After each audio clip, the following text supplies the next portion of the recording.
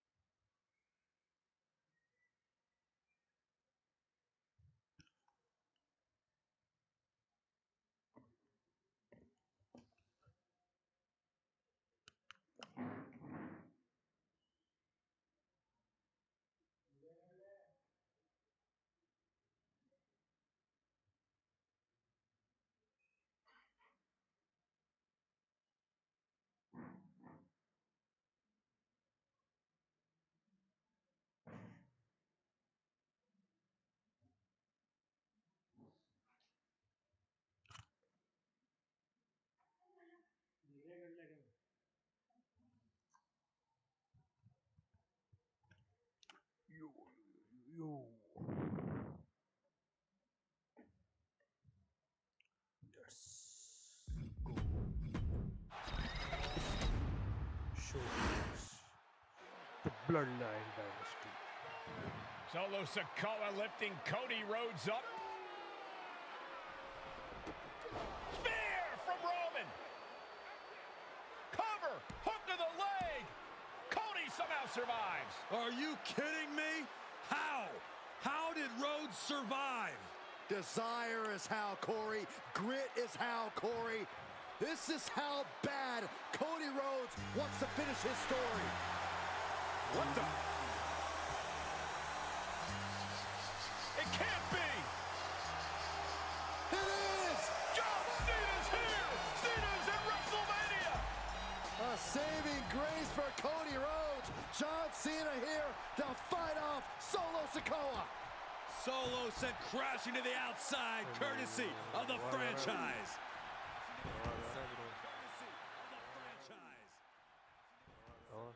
Hello, hello, hello, hello. आवाज आ रहा है? Hello, hello, hello. ठीक है, ठीक है अब, ठीक है.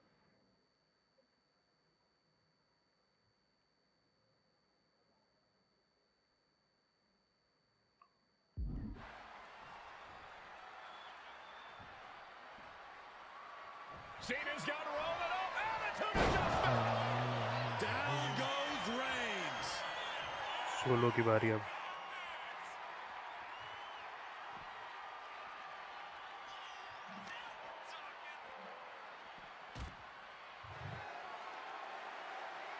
And now John Cena with Solo Sikoa. Attitude adjustment.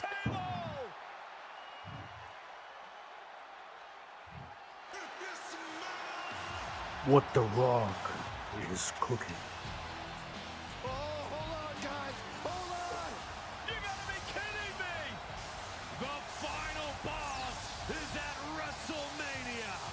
What a moment this is. Brings back memories from WrestleMania over a decade ago.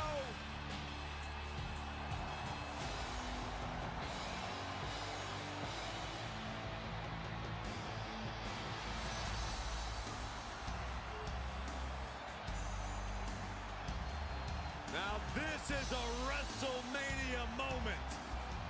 Rock and Cena face to face, feeding off the electricity of this crowd. This is absolutely surreal.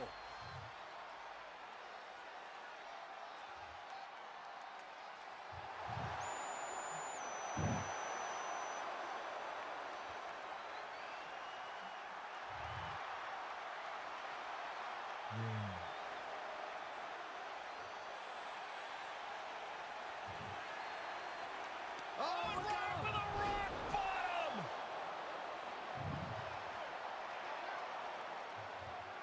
The final boss strikes and Cena is down. And now The Rock taking off the Mama Rhodes weight belt. He's gonna use India it against was Cody. Lima to the shield. What? Oh, No way. No way. Guys, what is going on here?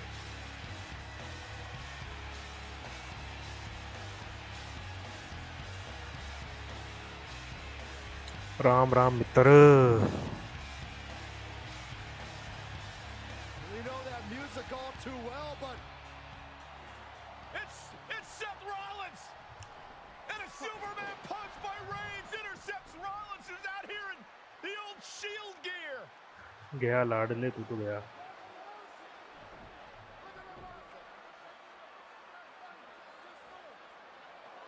बढ़िया है भाई लक्की, तू बता.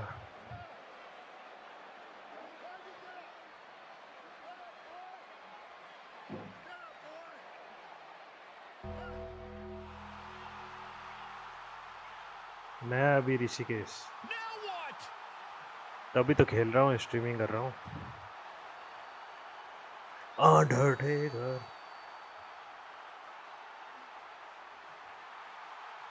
Undertaker's in the ring. oh my gosh! The Great One face to face with the Reaper at WrestleMania.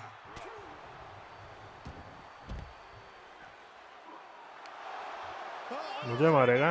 With the Rock. मजे तो क्या है भाई, हालत खराब है. The Undertaker's back in पर छोड़ वो सब WrestleMania. छोड़. Unreal. गेम पे ध्यान देते हैं अपन. And now Roman Reigns and Cody Rhodes struggling to grab a hold of the steel chair in the कुछ नहीं रहा, ring. बस वही exam, paper, career. Both men struggling to their feet. Roman beats Cody Rhodes.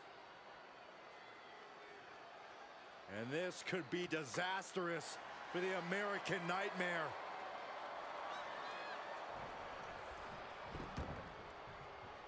किसको मारना है, किसको इसको मारना, उसको मारना है, उसको नहीं नहीं नहीं, लेकिन इसने धोखा दिया, इसको मारेंगे. Years in the making. The tribal chief putting a ghost of his past to rest. ले स्पीयर खा तू. Roman Reigns setting up, looking for the spear to put Cody away. No!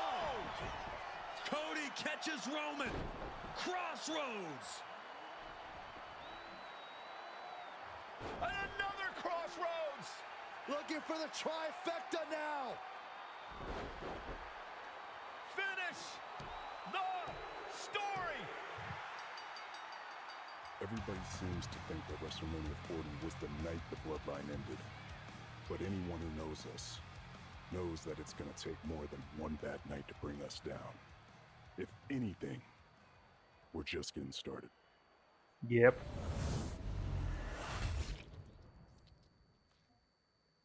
The Bloodline. Ladies and gentlemen, my name is Paul Heyman, and I serve as special counsel and the wise man to your tribal chief, Roman Reigns, the undisputed, uncontroverted, unquestioned leader भाई of the लग रहा है Bloodline, the most dominant copyright group आएगा। in recent memory and in the entire history हाँ of ठीक है भाई bye. WWE. The Bloodline has all the copyright आएगा। For nearly 40 years, I have worked for, alongside, and even employed the absolute greatest superstars to ever do it. Just how dangerous do you want to live? I've created the Dangerous Alliance, led an extreme revolution with ECW, and managed the most legendary of all champions. And for me, none of that compares to the relationship I've built with the Anoa'i, Fatu, and Maivia families, the triumvirate that composes this dynasty that we know more colloquially as the Bloodline. My time with this family goes back 40 years. I've led them into battle, strategized with them, and have watched their children grow into top-tier superstars who have also created their own impressive legacies. And so it is my great honor to serve as your host for the WWE 2K25 showcase featuring a dynasty like no other, the Bloodline. When you look at this incredible family tree, this is proof that there is only one royal family in professional wrestling, bound by blood. A blood bond forged between High Chief Peter Maivia and Amatua Anai Anoa'i, the father of Afa and Sika, the wild Samoans, created a force that has dominated professional wrestling for over 5 decades. An elite collection boasting names like the wild Samoans, Afa and Sika, as well as The Rock, Rikishi, Umaga, Yokozuna, Nia Jax, Jimmy and Jey Uso, Solo Sikoa, Jacob Fatu, and of course, your tribal chief, Roman Reigns. They've owned championships, filled arenas, packed stadiums, broken box office records, years and decades of dedication to the craft, perfecting their art with each passing generation, ultimately leading us to right here, right now, with the Bloodline having dominated WWE for the last half decade. As your humble wise man, it is my duty to take you through some of the most ferocious battles featuring the greatest warriors in the family. Not everything goes according to plan, and this year we're going to give you a chance to right the historical wrongs and change history to bring more glory to the Bloodline. It's our showcase, after all. Honestly, their only real competition is themselves. Acknowledge me! All of this fighting amongst each other, this constant power struggle, no, I won't let all of that ruin this moment. Because it's not just about Solo Sikoa or Roman Reigns. It's not just about the Usos. It's about every single member of their family that came before them, who built the lineage and who made them into the superstars that they've become today. It's been said elsewhere that wrestling has more than one royal family. That's undeniably true. Also undeniably true is that for all of those other families, there's only one Bloodline dynasty. Da da da da da da.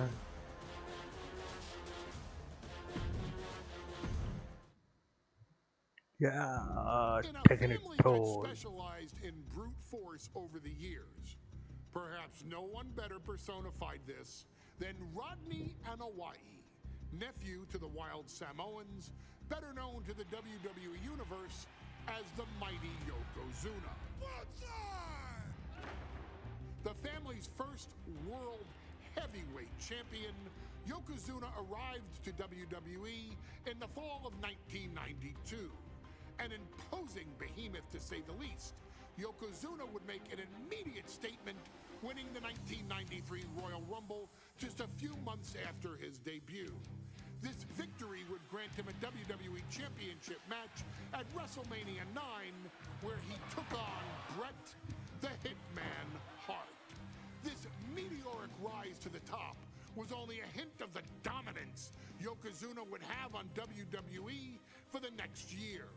2 WWE Championships, a WWE Tag Team Championship, victory over the era's titans like Bret Hart, Undertaker, Lex Luger, and Hulk Hogan. Yokozuna is my middle name. I'm named after my uncle. I carry it with like so much pride and weight on my shoulders just because of like what he's done for this business and like who he is as a person too. It's a cool middle name to have, man. I represent it with the pride, man, that I have. Hopefully, man, I'm making him proud by doing it.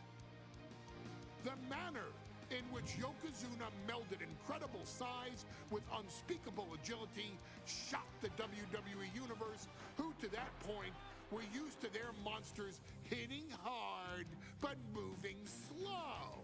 Yokozuna broke the mold, punishing opponents with super kicks, uranagis, leg drops, and of course, his devastating banzai drop.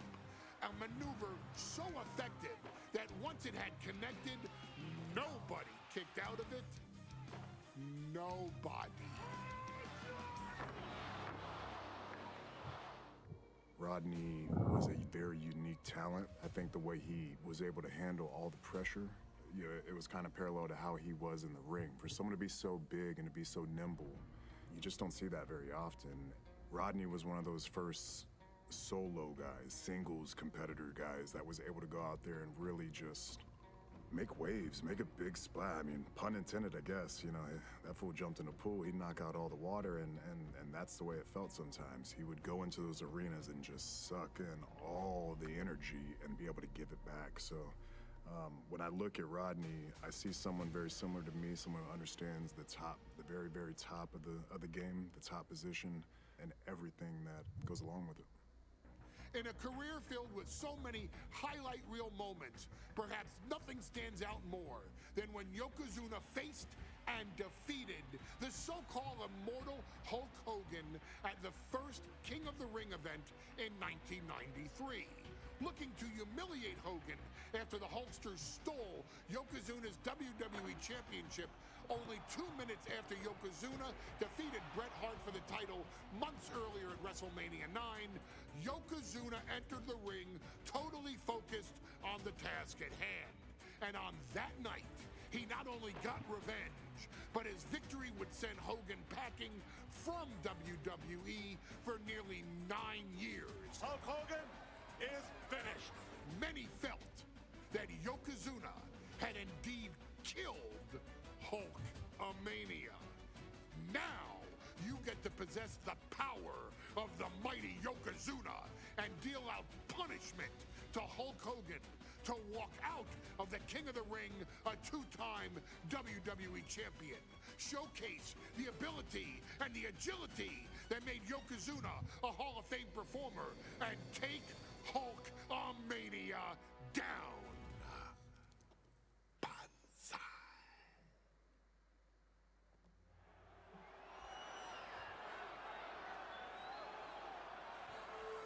Ladies and gentlemen, this is...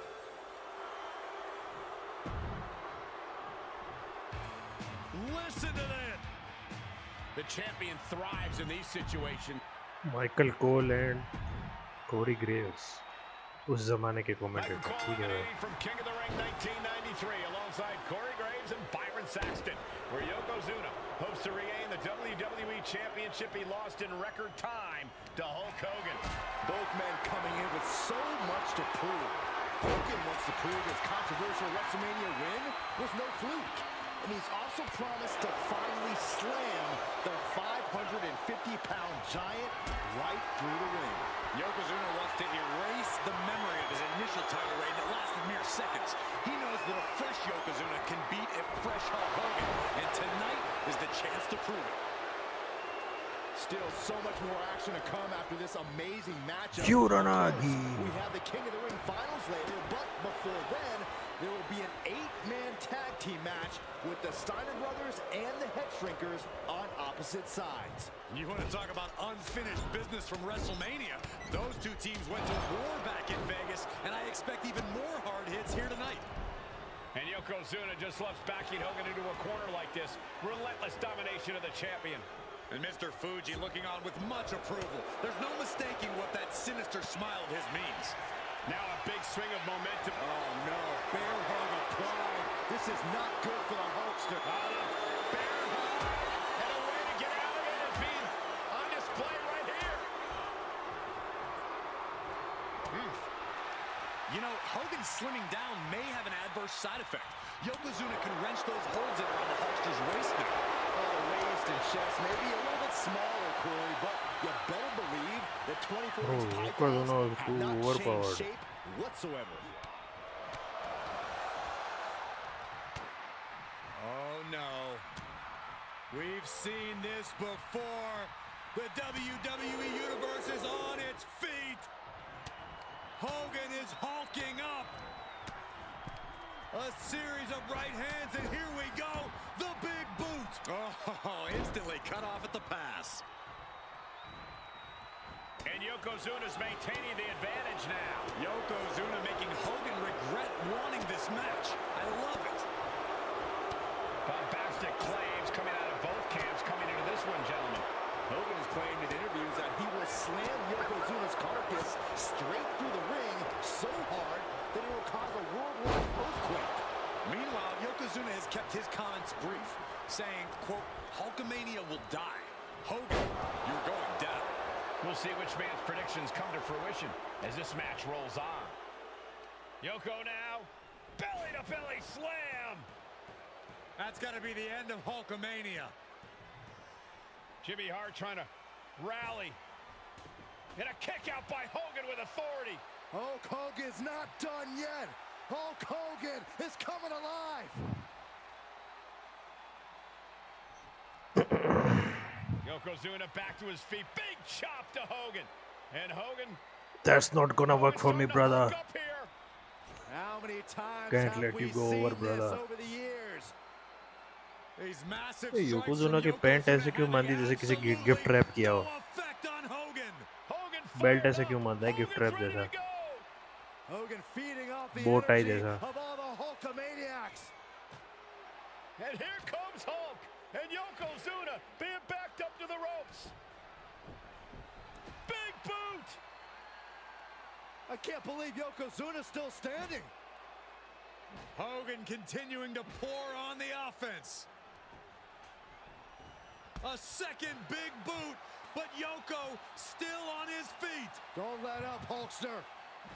Keep swinging, keep firing away.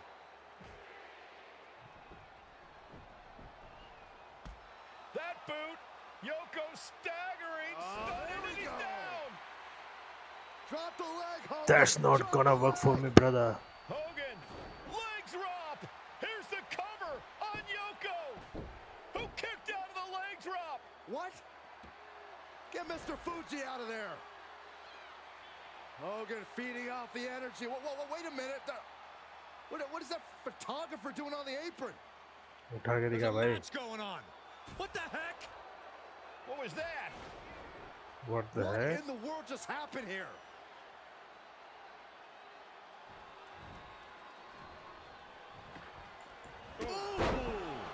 No mercy being shown to Hogan here. Yeah, Yokozuna is executing his game plan. Yokozuna demonstrating his full power. Hogan's in trouble. Ooh, bullseye. And gentlemen, Yokozuna may be... Yoko says this one's over.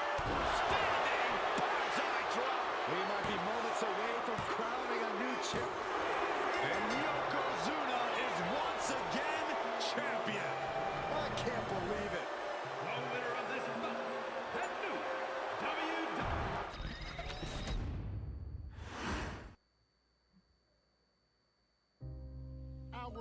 next chapter sees the showcase spotlight shine on an area in which the family built their legacy: tag team wrestling. Starting with the wild Samoans, Afa and Sika, all the way through to more recent champions like the Usos or Tama Tonga and Usos, Tonga Loa. This dynasty has वो तो always Bloodline में नहीं excelled आते. in tag team competition, consistently showing an ability to dominate the division with a wide variety of looks. And the first team that we will look at, accompanied to the ring by Afa himself. Fatu and Samu, the head shrinkers. Rikishi. They put the fear in people's hearts. That's what the head shrinkers did back in the day. Second to none in that ring. You know, hard-nosed, battle-tested. They went for it every single night. More astute fans may also know that early in their journeys, Samu and Fatu were managed by me, Paul Heyman, then known as Paul E. Dangerously, and the SST, the Samoan SWAT team. The Samoan SWAT team is here. Vengeance is mine.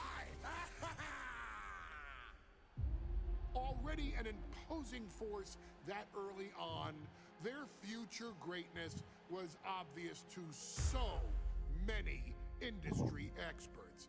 Afa, more than anybody, knew he had the team on his hands, with Samu being his son and Fatu his nephew. The tribal elder was able to mentor both, instilling in them the same unrelenting approach to competition that made the wild Samoans world famous. The team toured through regional promotions before a quick stop with me in WCW, but WWE was always their goal.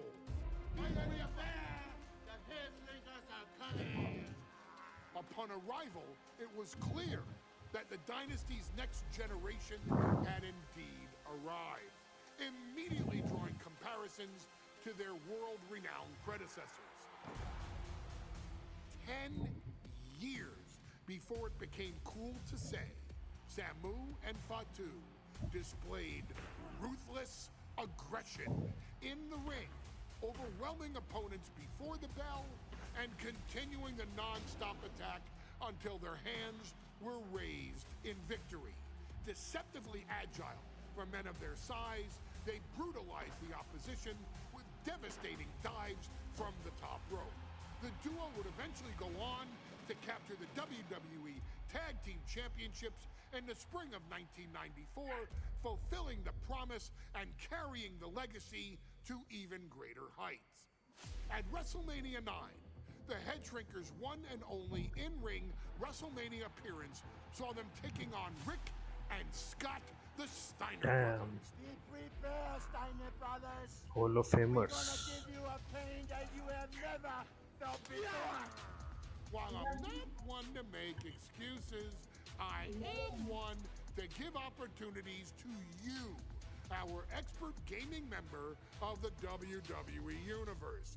And so, today, you have the opportunity to make things right.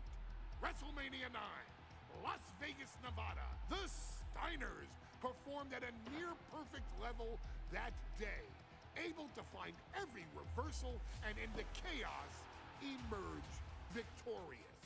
We are asking you to fix that, stop them in their tracks, and get the Head Shrinkers that WrestleMania victory you and I both know they deserve. But if you're not careful, you're going to find yourself reliving the very same memories that have haunted Samu and Fatu for years. Steiner lines, suplexes, Frankensteiners that will all bring your evening to a vicious, miserable.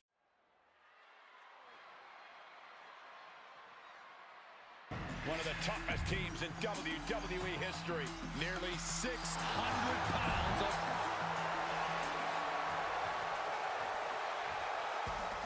The Steiner brothers getting a tremendous ovation here in their first WrestleMania. And we'll see if they can carry on Michigan.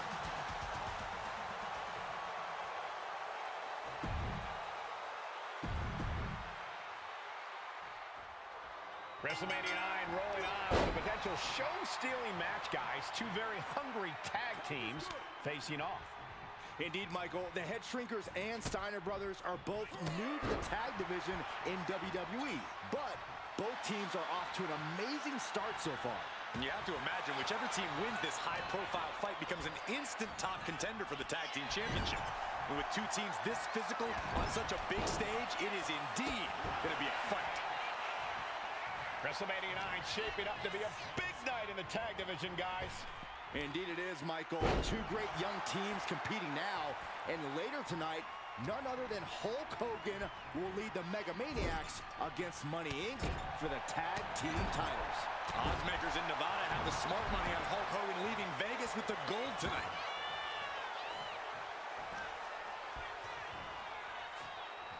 Oh.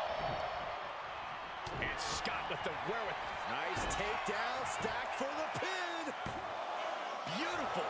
Might sneak. Oh, man, this could really come back to bite him in the end. There may be an abundance of togas in the arena today, but you're not going to see a lot of Greco-Roman wrestling out of the Head Shrinkers. They're just looking to hurt the Steiners. And that actually may help Samu and Fatu here. The Steiner brothers have earned most of their wins by utilizing their amateur wrestling skill set. I can't imagine they'll get many grappling opportunities against dedicated brawlers like the Head Shrinkers. Trying to debilitate the capability to stand.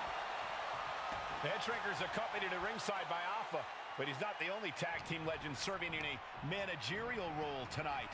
That's right, Michael. Just like Alpha, Mr. Fuji earned many WWE tag titles as a wrestler.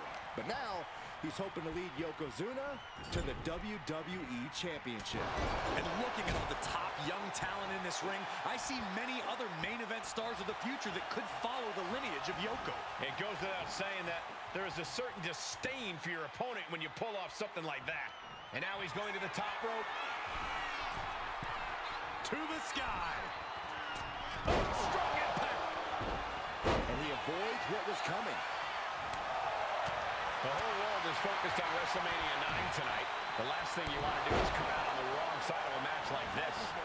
That's right. A big win at WrestleMania means a big boost in the tag division and a substantial winner's purse. I don't think the Head Shrinkers concern themselves much with the financial matters, Saxton, but they are dead set on proving they're the toughest dudes around. And into the corner he goes. Trapped in the corner.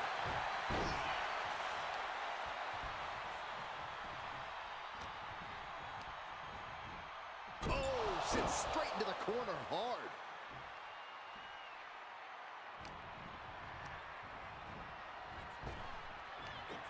Big back body drop.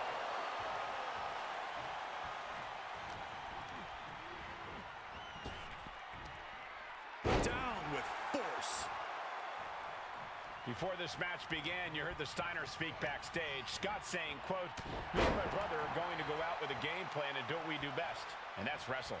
That's all well and good for the Steiner brothers, but Alpha has gone on record saying that his men are looking to tear Rick and Scott's heads off. Pulled back into the hip.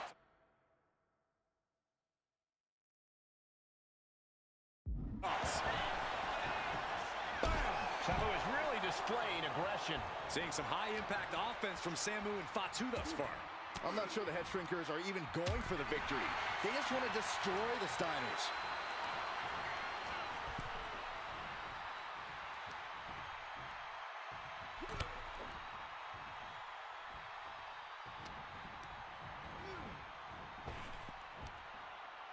Power slam! And we are really seeing the amazing skill sets of all four men in this tag team showcase. Well, we already knew about the brawling of the Head Shrinkers and the grappling of the Steiners, but men as big as these four behemoths should not be able to fly around the ring like they have thus far. It is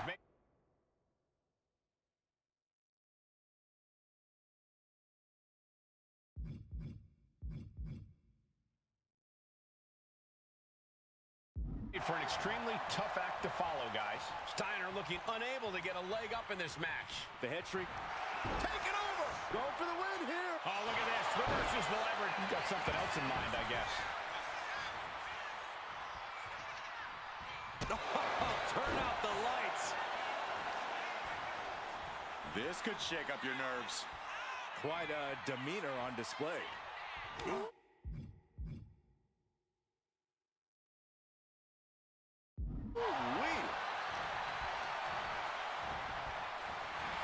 As we find ourselves surrounded by all this pageantry, do you think either of these teams is feeling the pressure of their first WrestleMania? From way up. Crash landing. Ooh, merciless looking blow. Scott gets waylaid.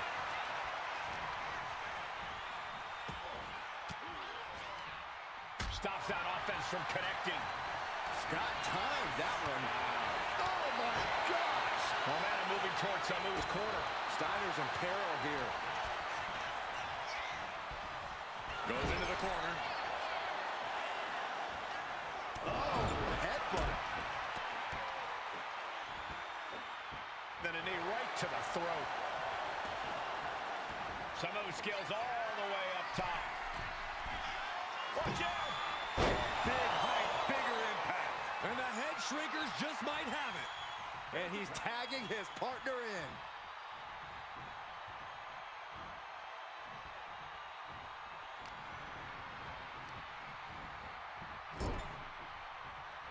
What a collision!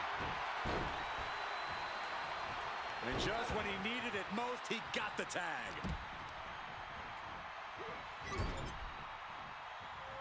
Boom! Escapes out of that attack. And there goes Steiner sent outside the ring. Fatu like a one-man wrecking machine right now, cleaning house. Oh, look at this, the power by Scott Steiner. But the tag was made and Scott not aware. Big kick. Scott Steiner did not see the blind tag made by Samu. Oh, this is not looking good for Steiner. And this is what the head shrinkers do. Top-tier tag team wrestling. Steiner didn't see the tag, decided to hot dog around, and got a foot in the face for it. The dreaded Frankensteiner.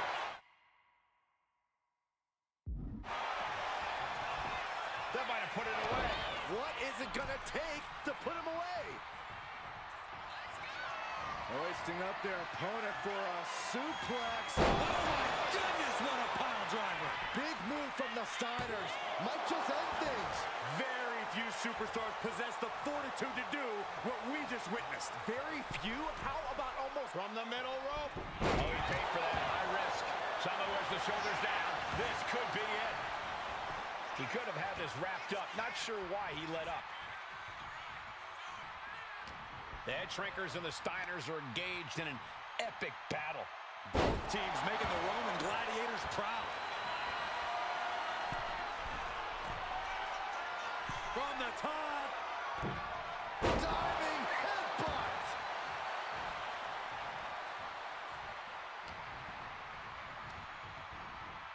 Getting him right into the corner.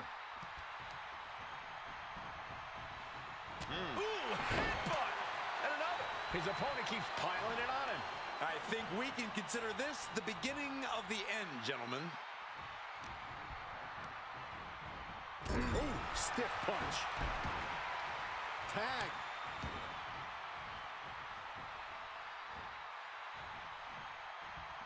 Oh, ouch. Nasty roundhouse kick. Taking things to the top rope.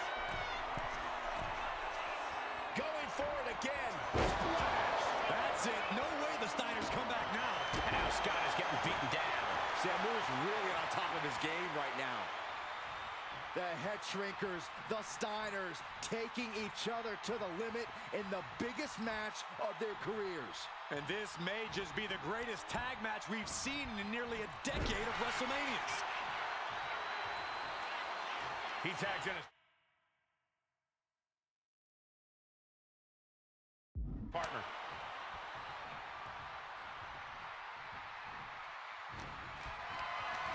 Lifted and completely helpless here. Scoop slam.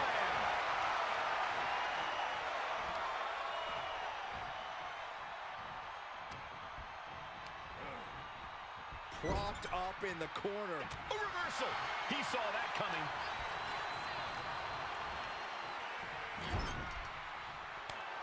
Here's the tag. Tandem offense on the horizon here. They have their opponent driven down face first.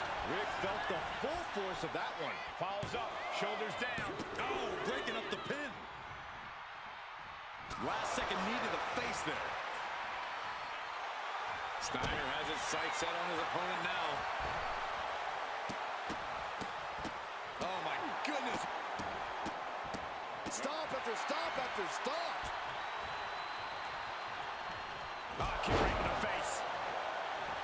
Climbing to the top. What's he have in store?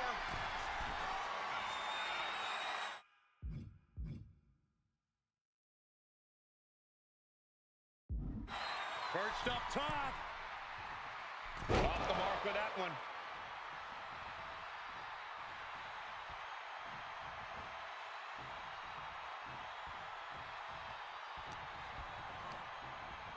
Placed him in the corner here. Tag. Double team coming. Oh, face first. Rick looks out of it.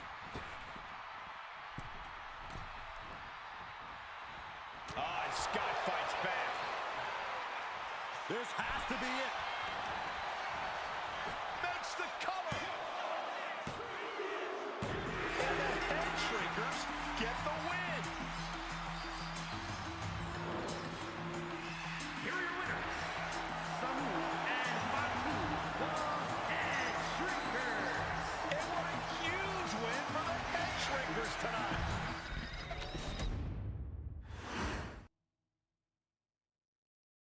Hey, let's put this in the simplest of all terms.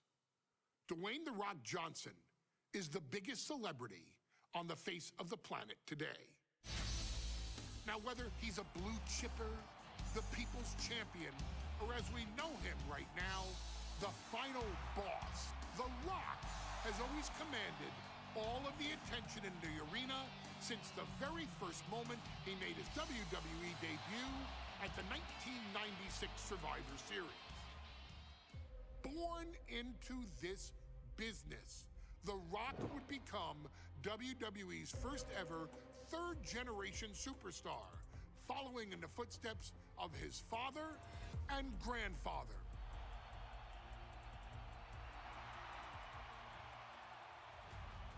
Who had competed in WWE rings before him. Dwayne had the huge responsibility. There's a legacy, and you have to take it so seriously. Even with incredibly high expectations, the Great One surpassed them all, along with the usual achievements if your name is The Rock. 2 Intercontinental Championships, 5 Tag Team Championships, 8 WWE Heavyweight Championships, a Royal Rumble victory, not even to forget the fact that The Rock once led an entire nation.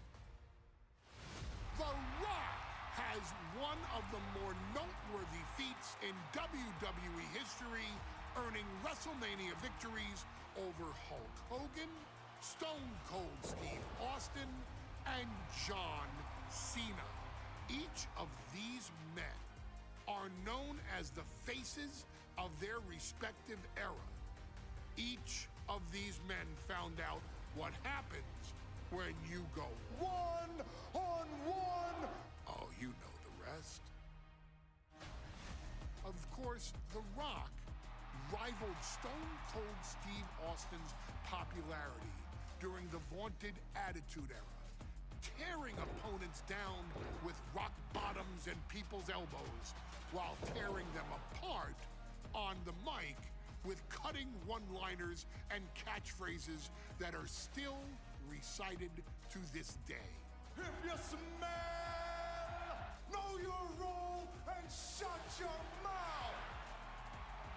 He ended CM Punk's 434-day title reign as WWE Champion at the 2013 Royal Rumble as well, after having only competed twice over the previous 9 years, displaying the always-ready mentality and physical conditioning on which he has built his global brand. But you don't need me to rattle off The Rock's resume to you, now do you? Of course not. The man is an occasion unto himself. He has headlined the biggest events against WWE's most iconic superstars and has always found a way to, how does he put it? Layeth the smackdown on some jabroni's candy ass.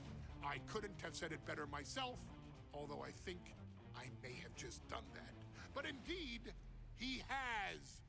On a Thursday night in February of 1997, The Rock, still known as Rocky Maivia, would find himself challenging for the WWE Intercontinental Championship.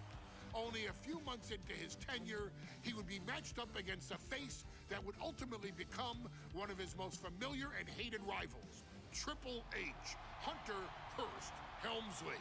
Seemingly overmatched by a more seasoned opponent, a youthful Rock would demonstrate all the traits that have come to define him in the years since. Tenacity, high IQ, and that legendary Samoan strength to ultimately surprise Helmsley and kick off the first championship reign for Rocky Maivia. It would be the first step of a journey that has ultimately led The Rock into the pantheon of WWE's elite. So now it's all in your hands. It's up to you to showcase the undying drive that makes The Rock the hardest worker in the room to deliver a shocking upset against the Greenwich snob himself. Guide The Rock to victory over Triple H at a very special Thursday, Raw Thursday, to give the first jolts to what would become the most electrifying career in sports entertainment.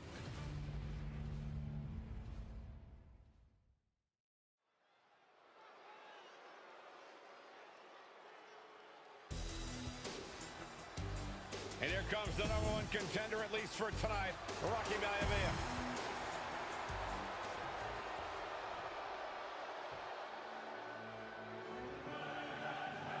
On his way to defend the Intercontinental Championship, Hunter Hearst. You can see it in the eyes of each individual. Only razor-sharp focus when this much is on the line.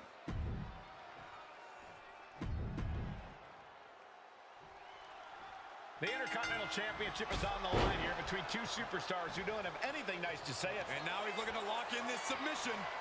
Cinching. And he breaks his own submission. Maybe his plan was just to soften his opponent with that hold. Incoming. Perched up top. Good Lord, taking flight. That's going to be on highlight reels for a long time. Incredible courage to even attempt that. And conspicuous by his absence is the butler of Hunter Hearst Helmsley, who has been intervening in matches as of late. Who knows if he might show up. Yeah, unfortunately, that's just another thing Maivia needs to worry about. Rocky has bigger problems in the ring, gentlemen. Biggest match he's ever had. Live, worldwide television. He's got to have a stomach full of butterflies. If Rocky Maivia is going to take down the more polished and what more can this superstar do? Reaching deep into the arsenal. This could end the entire match. From the top floor. Superplex. That's the kind of high-risk, high-reward offense it's going to take to win against the champ. And we know Rocky doesn't have the same experience as Helmsley, and that could be a developing story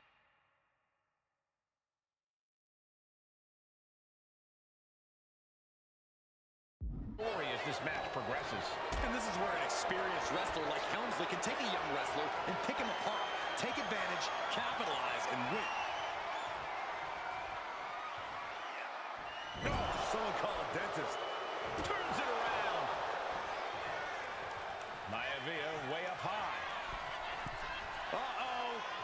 Oh, my God, what a move. Lining up their opponent for a knee drop. Does the official not see him removing the turnbuckle pad? Keep your voice down. Oh! Oh, stomping away. And even before the bell rang tonight, I think Hunter Hearst Helmsley has been trying to frustrate Rocky. He's tried to say, hey, young fella, we're going to do things at my pace, not yours. Rocky, Wait! Elevates his shoulder ahead of the count. Not yet. Big clothesline. Oh, a knee. Lights out. And give credit where it's due. Rocky Maivia is leaving nothing in the ring. to the sky! Down with force. Maivia took to the sky and executed that high-risk, perfect... Hunter whipped into the corner. Nobody home. Rocky hit hard. And now Hunter looks to take over this match. Helmsley muscling Maivia up to the top turnbuckle and a big right hand. Helmsley with something big in mind here for his challenger tonight.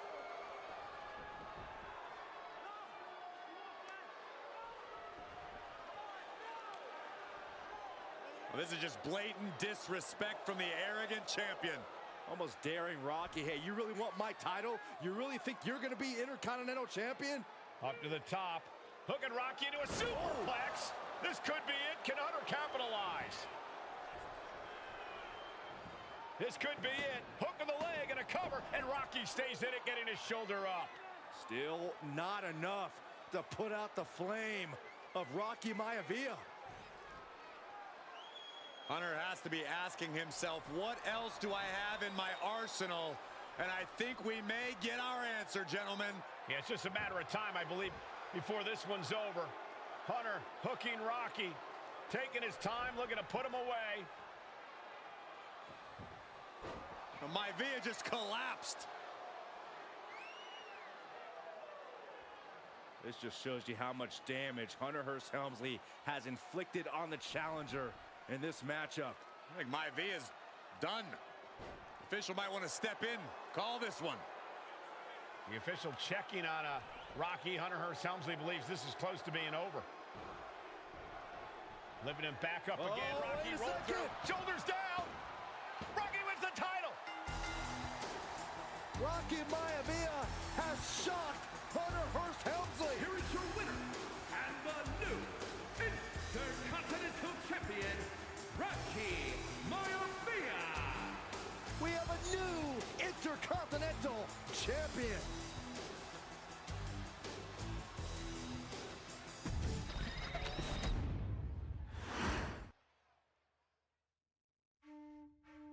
In a family of elite combat athletes and top-tier performers, the final boss has always stood out, even when he was just a blue chipper. But there wouldn't be a final boss.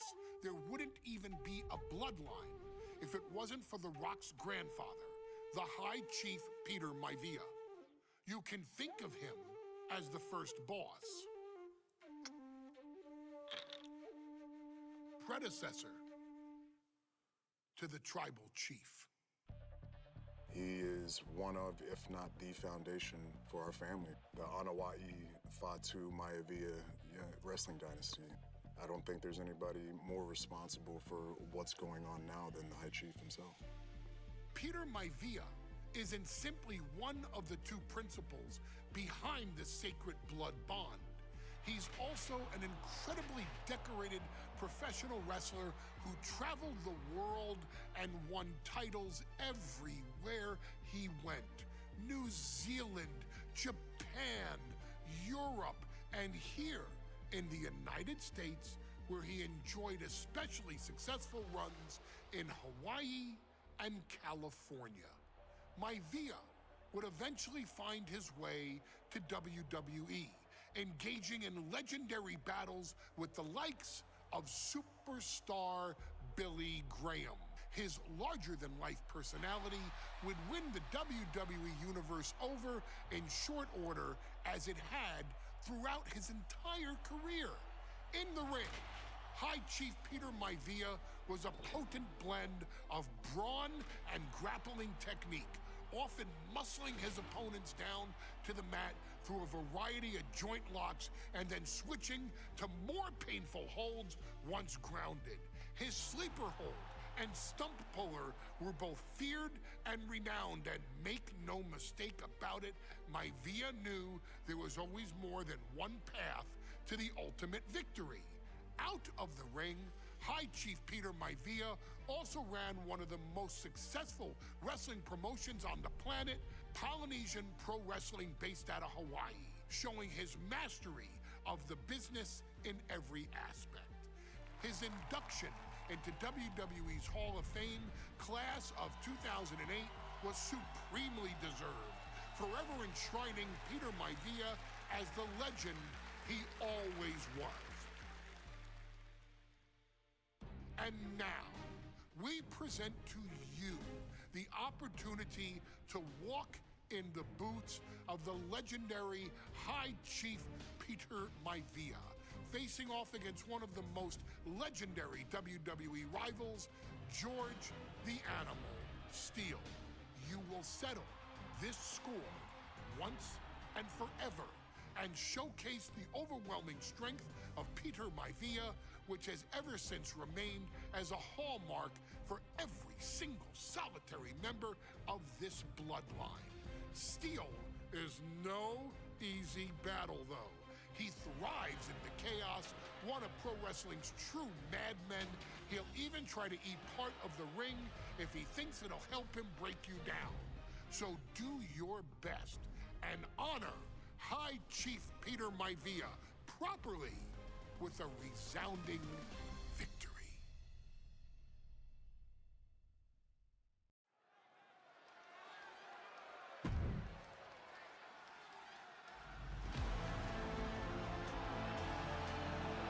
Uh-oh, somebody called the local zoo.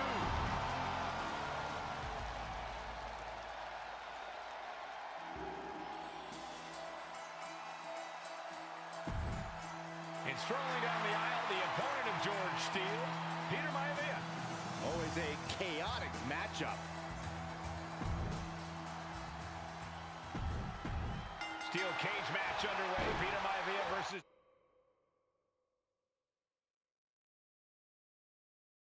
George the Animal Steele. Most of the matches between Peter Maivia and George Steele have ended inconclusively.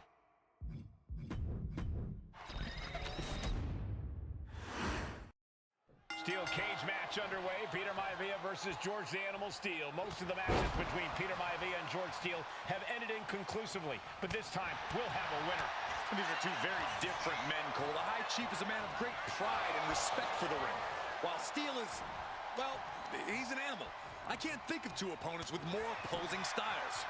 You said it, Corey. Let's just hope this one gets taken care of in the ring tonight. Gets driven into the corner. And just in time, he gets out of there. Some folks call Peter Maivia the Flying Hawaiian, and the reasons are obvious for that moniker. But guys, how does he earn the other nickname of the High Chief? Well, Cole, Peter Maivia is very close to the Anawa'i family. In fact, Peter's considered a blood brother to the patriarch of that clan. When you add on the fact that Maivia was born and raised in Samoa, you can see the great pride he has for that land and its people in the tribal ink that covers his body. Oh, this, what a headbutt.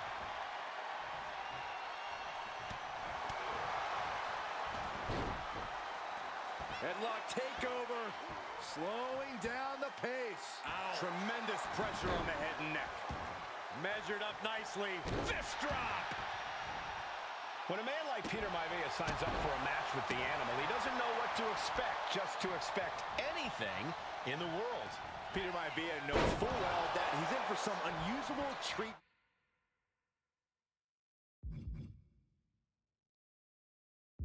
Tonight. In fact, Steele often has trouble finding opponents due to his erratic nature. But when it comes to competition, the High Chief wants to prove he's worthy of that name. Peter Maivia will take on any competitor, no matter the difficulty. We've seen that Steele isn't above using a foreign object to gain the edge against Maivia. So he's got to have the advantage in a match where they're surrounded by one huge weapon, right? Well, you'd think that, Cole, but think about how these men prepared for this match. The High Chief is a consummate professional who's game planned for this stipulation. And Steel, well, I think he just shows up to the arena and asks who he's fighting.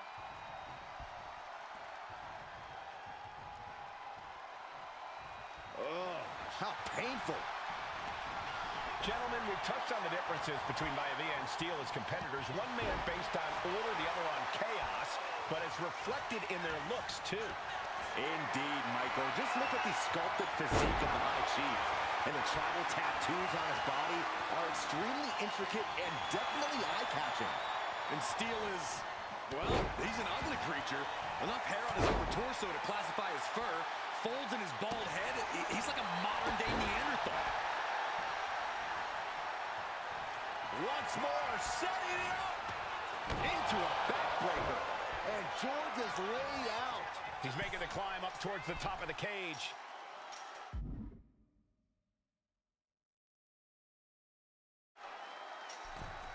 Take off. Oh! Uh-oh. Going up the wall, the steel cage now. From the heavens. Splash from the top. Takes another trip to the skies, and it pays off once again. George Animal Steel is not a wrestler by any stretch of the imagination, guys. He's a true brawler. And he might be the best brawler in WWE, Michael. There is no shortage of fight. He wants to end this for the win. And kicks out before the refs count. How on earth could he not keep him down for even one at this point? Oh, right into a counter.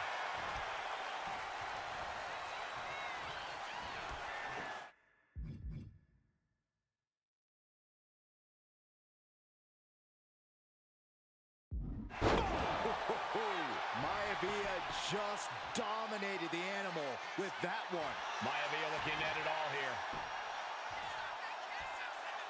What was that? He had him exactly where he wanted him.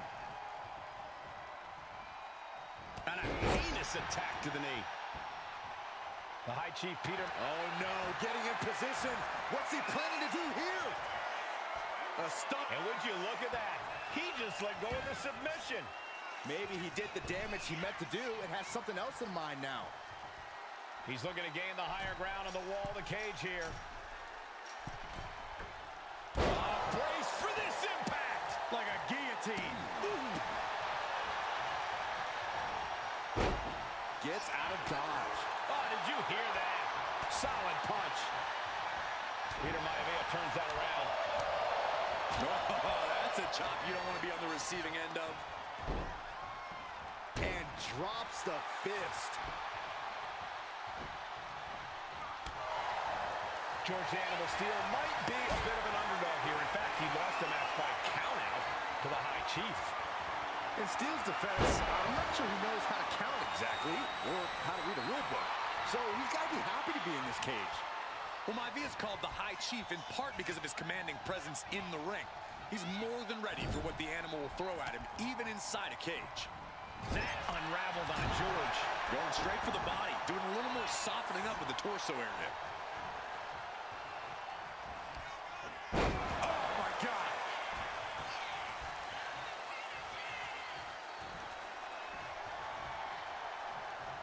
Trying to go for it again. Caught with the backbreaker. Maivia can taste it now. Oh, and soon we could be seeing a submission here. A stump puller.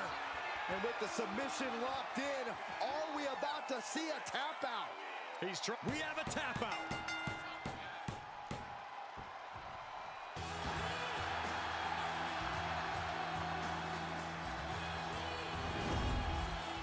Here is your winner, High Chief.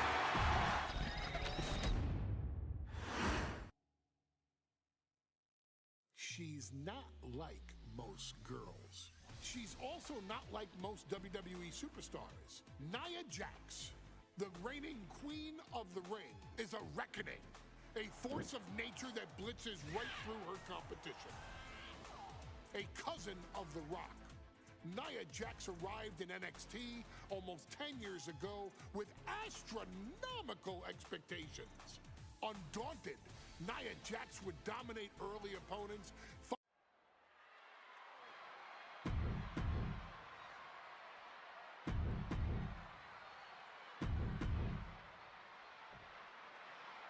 And there will be a coordination taking. And Nia now misses wildly. Lyra goes up over the top. Nia's got it caught, though. Lyra trying to rely on her technique to bring down the irresistible force, but having no luck at the moment. I'm not sure this is going to work either. Jax just entirely too strong, but whoa! That was interesting. Oh, nice athleticism by Valkyria. Lyra has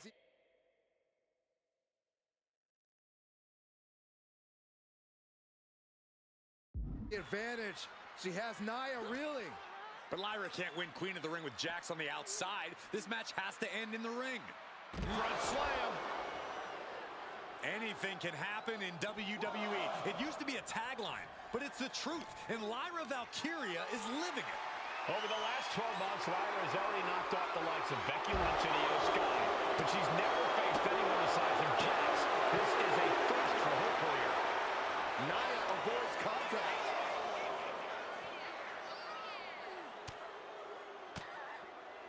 Elbow thrown, saying not today.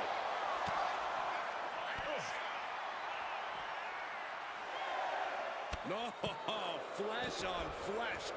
Nothing pretty about it. The count's going. This one will be over if she doesn't get back on the apron. Look out! Boom! Boom! Lyra says she feels alive every time she flies, and that's what Nia has to avoid tonight, keeping Lyra grounded. The woman thinks she's a bird, Cole. What do you expect? It's symbolism, Graves. Corey, what do you think is going to be the key in this match for Nia Jax? She certainly made plenty of promises when it comes to being Queen of the Ring. What Nia brings to the dance, Cole, is raw power, the likes of which you rarely see from most men, let alone women. Nia has absolutely no problem using that power, and the same goes for her throwing her weight around in the ring. Lyra Valkyria might just learn that the hard way tonight. Treating the cranium like a basketball. And with an onslaught of strikes like that, it's clear they have nothing but punishment on their mind.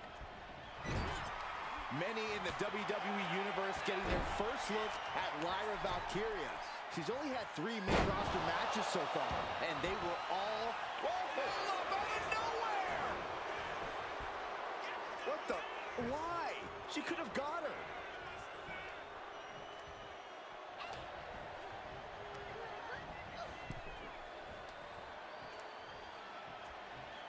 Taking this fight back into the ring. Oh! Ricocheting off the turnbuckles. What a boot!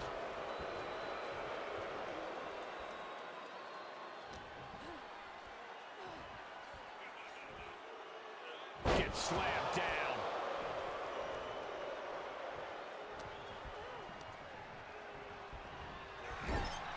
Confidence is always a key for Nia Jax. She comes into every match thinking she hasn't won. But when you have this business in your blood like Nia does, that confidence is genetic. But ever since the Irresistible Force returned to WWE 8 months ago, her confidence has been on another level. And she's gaining even more confidence as this match progresses. Jax may just be unstoppable now. Clothesline! Got their opponent set up. Basement dropkick to the back. Look at this serious combination of strikes. Oh, and a shot to the back of the neck. Holy time offense there. Nia looking to end this thing. Oh, man. That looks like it hurts. There's so many moves at Nia's disposal that she can end this match with. For Lyra, not nearly as much. Yeah, I can't imagine it'll be easy for Valkyria to pick up Nia Jax and drop her with the Nightwing. Please. Valkyria crushed in the corner by Jax. Squashing Lyra in the corner, and the beginning of the end may be near. And Nia now, with Lyra on her back, gonna climb up to the second rope. This is a scary situation for Lyra. Oh, look at this. Maybe not. No way. There's no way. Oh, my. Oh, Good night, Annihilator. Here is your winner and the new Queen of the Ring, Nia Jax. What a victory to the brand new Queen of the Ring. Nia said she would do it, and she backed up her claims. And now the Chief Content Officer of WWE and Triple H going to come in to congratulate Nia Jax and officially crown her the Queen of the Ring. Absolute dominance by the new Queen.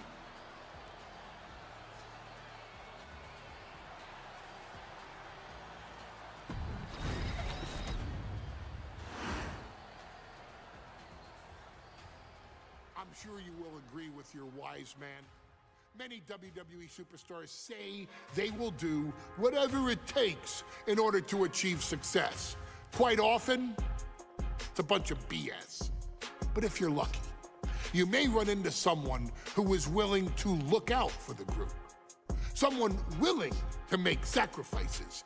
And for this family, there was no one better than Rikishi. After the Head Shrinkers run in WWE came to an end, Rikishi, then known as Fatu, would go on a journey of self-discovery. This journey would lead to him taking on the name Rikishi, a subtle nod to his cousin Yokozuna, as well as an opportunity to start fresh with a global audience. Well, my dad, you know, when he became the Rikishi character, when you think about Samoan wrestlers, right, or mean, or aggressive, he made it like his own flavor, right? You know, he had the blonde hair, still carried the aggressiveness, but I think he just wanted to add like a little flavor to it. But it became even more popular to our culture. Rikishi blitzed WWE from the jump, devastating opponents with new tricks and winning people over with his fat-ass dance moves. That Rikishi is fat, all right. P-H-A-T. And with this wave of newfound momentum came even more success, with Rikishi capturing the WWE Intercontinental Championship and displaying incredible athleticism in iconic moments like when he dove off the top of the steel cage. The year 2000 belonged to Rikishi. But little did anyone know, Rikishi held a dark secret regarding a decision he'd made not for his own benefit, but for the benefit of the family. It was at the 1999 Survivor Series that Stone Cold Steve Austin was hit by a car in the arena parking lot, forcing him from the main event later that night for the WWE Championship. For nearly a year, all of WWE was consumed with figuring out who was driving that damn car and why Austin was targeted in the first place. The verdict came in. The car was driven by Rikishi.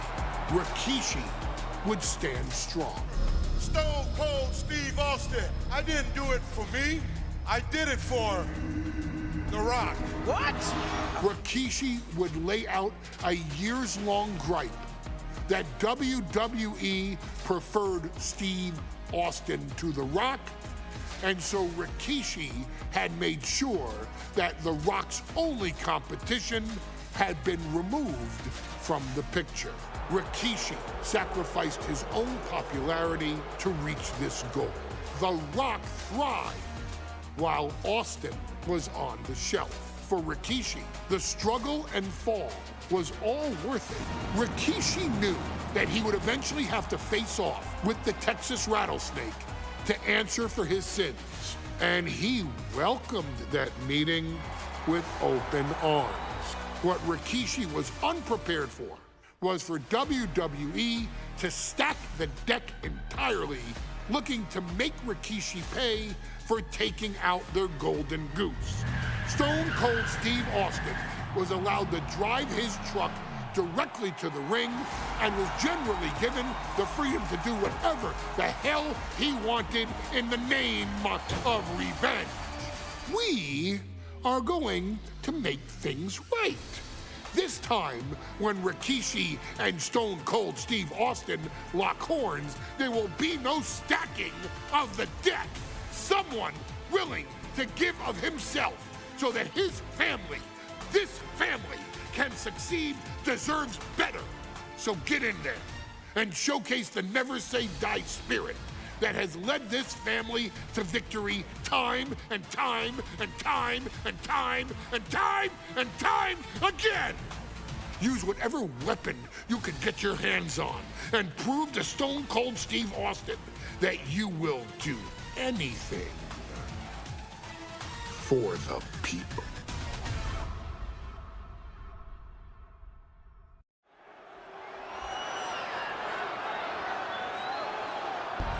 Is it legal to not show up? Rikishi has brutalized Austin lately. Austin will be here, Byron. I just refuse to think anything else.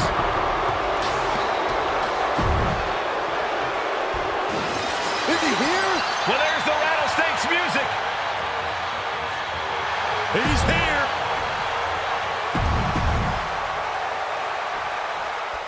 It's a miracle Austin survived being run over by Rikishi. Now a pissed off Texas Rattlesnake is on the loose and out for revenge. It took Austin almost a year to recover from the injuries he suffered in that heinous attack. You can't blame Austin for the damage he inflicts on Rikishi tonight. Byron, a lesser man wouldn't have survived. Taking flight. You gotta be kidding me. I can't believe what we just saw. I can't believe that didn't miss. Now clearing the announce desk, this isn't going to end well. And though The Rock wants nothing to do with this altercation, we have to mention the sadness Rikishi has brought to him. Rock might be innocent in this whole ordeal, but I feel that somewhere inside his soul, The Rock is happy with what Rikishi's done. The Rock is proud to have Rikishi and his family. No, Corey, what kind of lies are you trying to spread? We've heard Rock say Rikishi deserves what Austin is going to bring him. There's no family pride in that statement. I'm just saying that blood is thicker than water, and it's been an easier ride for Rock without Austin in the picture. And that's thanks to Rikishi. Sounds more like Rikishi is trying to take credit for all The Rock's success.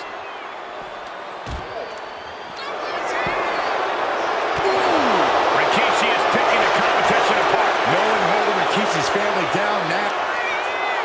Standing precariously on the announce desk. Suplex from the announce desk onto the floor. Rikishi feeling like he has a... All right, look out. What? The airtime, the fearlessness. What a ridiculous maneuver to the outside. You talk so much about motives leading into this match. In my view, Rikishi's are delusional. His family have been given equal opportunities, and they all took full advantage of them. Yeah, my blood boils at the propaganda Rikishi's been selling. But I'll tell you about the most legitimate motive in this story, and that is payback for Stone Cold. Austin nearly had his life taken from him, and there is no greater reason to stomp the tar out of somebody than that. Corey, this situation is so far beyond rational thinking. It's so personal. What does Stone Cold have to do in this one to leave here victorious against Rikishi? I don't know if you can tell someone who almost lost their life at the hands of their opponent to think rationally. Austin has rage, and win or lose, he's gonna Rikishi hoisting up his opponent. Rikishi! Driver. That's it. Austin is out. And looking at my monitor, it just makes me sick to my stomach watching Rikishi. This is a man who has no remorse and feels justified for running Austin down like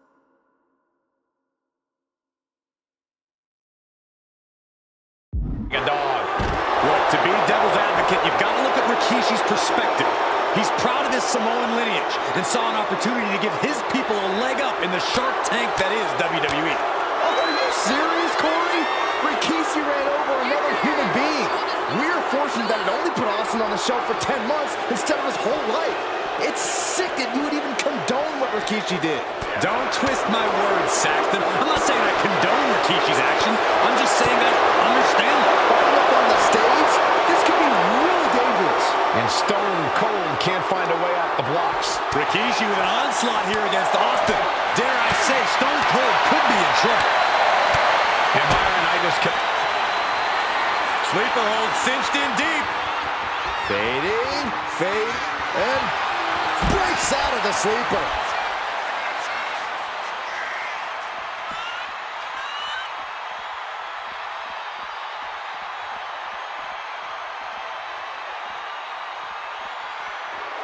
And Rikishi putting a little you-know-what on it right here.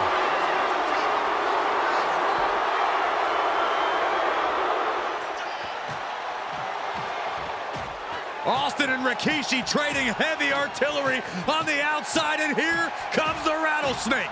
Stone Cold Steve Austin fired up and revenge on his mind. You got to think about how bad Austin has wanted this ever since Survivor Series last year. Been dying to get his hands on Rikishi. All of that venom, all of the vitriol inside of Austin being unleashed on Rikishi right now. Remember, this is no holds barred. Anything goes. Austin has Rikishi down. The rattlesnake is... And do you hear this capacity crowd? They want more from Stone Cold. All that he wants to see Rikishi get beaten down like a pile of human filth. Averting danger with an elbow to the stomach. There's been a lot of vitriol coming from fans towards Rikishi these past few weeks, and this Albany crowd is continuing that pattern of disdain. You think Rikishi cares about the fans, though? No, not at all. He truly believes he's done something for his family, for his people. His family's respect is the only respect he's desperate for. One counter met by another. Austin's finally able to slow all that incoming offense. Could be exactly the fire starter the rattlesnake needed. A clash of counters, and these superstars did their homework. Counter after counter. Neither superstar getting the clear advantage. Now Rikishi has the firm upper hand. Yeah, Rikishi isn't giving any... Punishing power slam. And Rikishi lately has been calling himself a visionary, a pioneer. All a bunch of garbage, if you ask me. Well, those aren't self-imposed labels, Cole. Those labels are coming from the family, coming from a group of wrestling legends who are proud of Rikishi for standing up and making a change in this business. I have a few labels for Rikishi. Coward, liar, embarrassment. Those fitting well. Will he get on with it already? This is a fight. And here he is, heading back into the ring. Here we go again. He made his point. Concentrate on the match instead of everything outside of it. Not sure if he should waste all his time hot-dogging around. Will he get on with it all?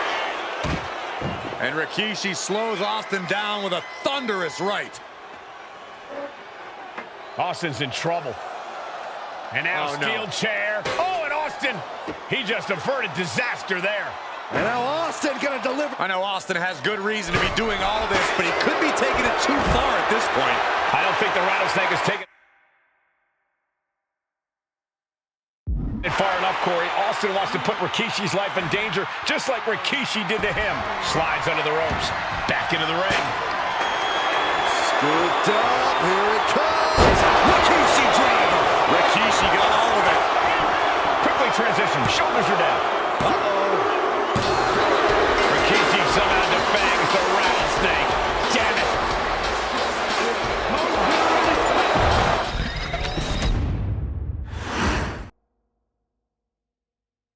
His arrival signaled impending doom. His very presence was enough to intimidate even the bravest WWE competitor. His name itself simply meant the end. And if you found yourself standing across the ring from Umaga, you were most certainly coming to the end of your own road. The younger brother of Rikishi, Umaga, was every bit the Samoan bulldozer that his nickname would suggest. mauling opponents with ease, relishing the chaos that he created.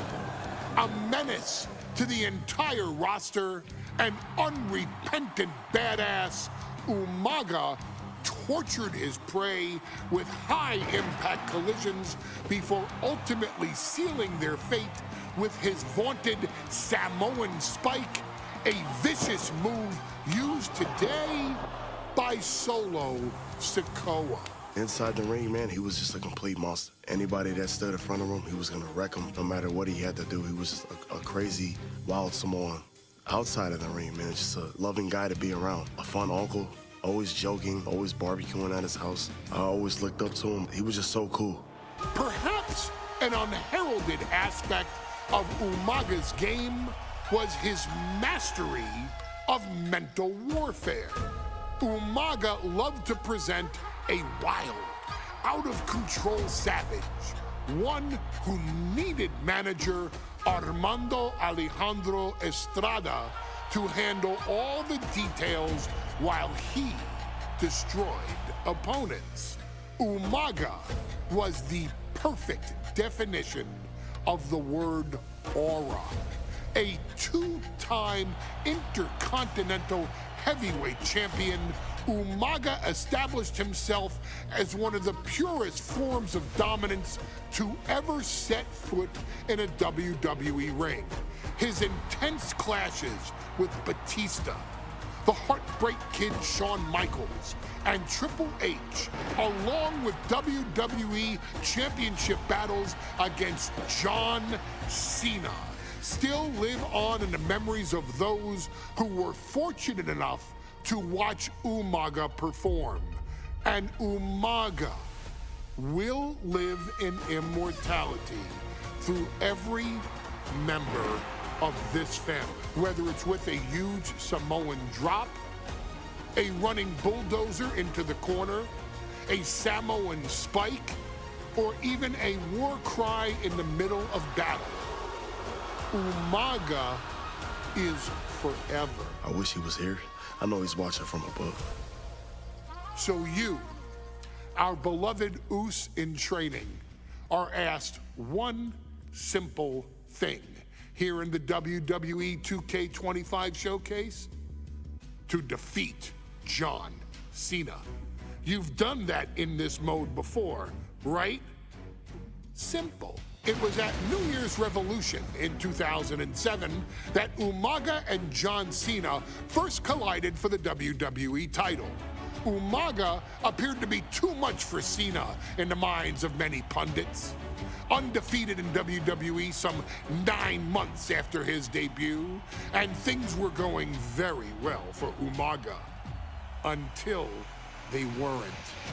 Umaga would see his undefeated streak end by, of all things, a damn roll-up after rushing directly into the outstretched shoes of John Cena. 1 second of luck allowed John Cena to escape the inevitable, and now it's on you to fix it. Head into that ring, showcase Umaga's cruel brutality, and get Umaga the WWE Heavyweight Championship victory that he should have gotten in the first place. I assure you, my dear friend, Armando Alejandro Estrada will make sure nothing else goes wrong if you take care of business inside the ring.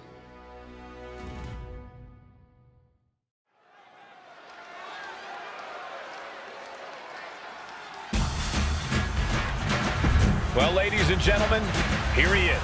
He can be the next WWE champion. And here.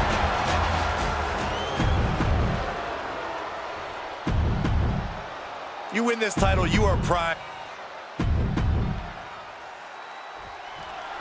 Here we go with the WWE Championship on the line. John Cena versus the Samoan Bulldozer Umaga. Big fight feel here in this building. The undefeated Umaga has set his sights on Cena, and there's nothing left standing in his way. Umaga doesn't... From the top! All the way down to the floor. What a spectacular misfire. And that is why we say, don't try this at home, viewers, because of terrible miscalculations like that. And you just see Cena's legs bent awkwardly off the steel steps. Umaga really pinpointed a target. Lift off through the air and connects. You got to be a certain kind of crazy to even think about attempting that kind of offense from the top. Taking a flight to nowhere. I don't care who you are. You're not the same after suffering a crash landing like that. Whip back into the ring. Clothesline. Oh, that'll leave a mark.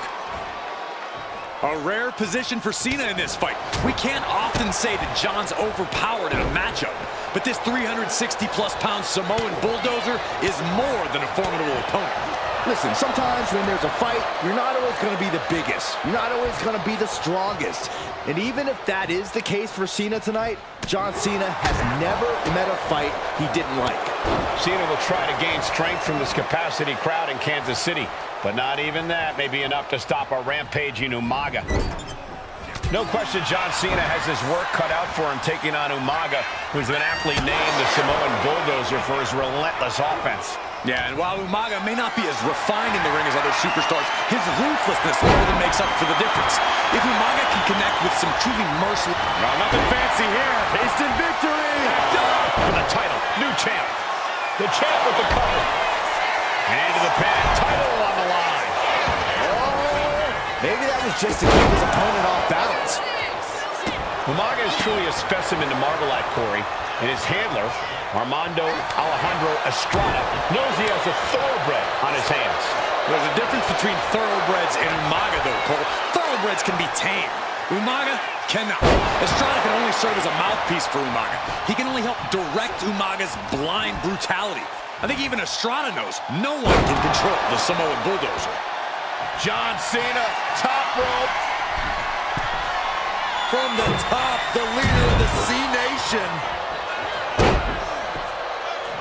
Big blow could be felt throughout the arena.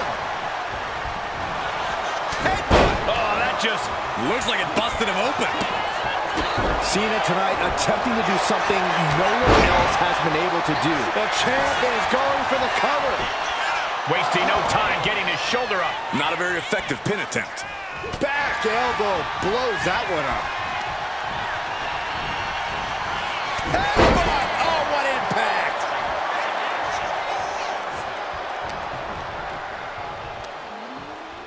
Up on their shoulders. Down in a hurry.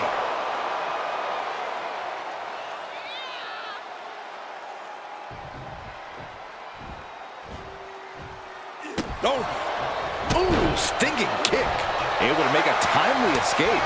Counters on top of counters, and these opponents are at an impasse. And I could look at Umaga, and he reminds me of Yokozuna, whose unmatched thickness and size is an orthodox offense. Look at Umaga's thighs, his calves. They give him a great power and a great base. It makes him almost impossible to knock off his feet.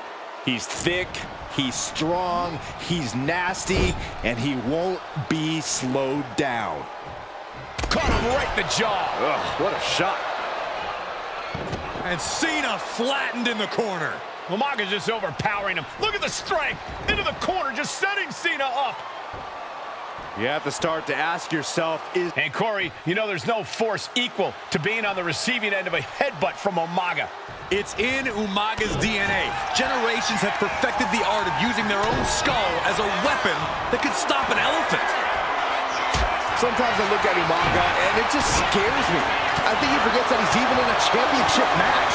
Estrada is very aware of it, but Umaga sometimes looks oblivious to what's going on, other than the fact that he knows he's supposed to hurt his opponent. Having no conscience is what has set Umaga apart. If he gets confused and the bloodthirst takes over, that's where Estrada becomes useful by directing Umaga back to the ultimate goal. I think Umaga just doesn't know when to stop attacking. He has no sense of what it means to pull back on the reins, so to speak. Two powerhouses, a championship on the line. We knew this would be a battle. Umaga and Cena aren't giving up any ground here. Uh-oh. Samoan drop! Overwhelming offense now from Umaga. Cena has no response for Umaga's savage and brutal offense. Belly to belly.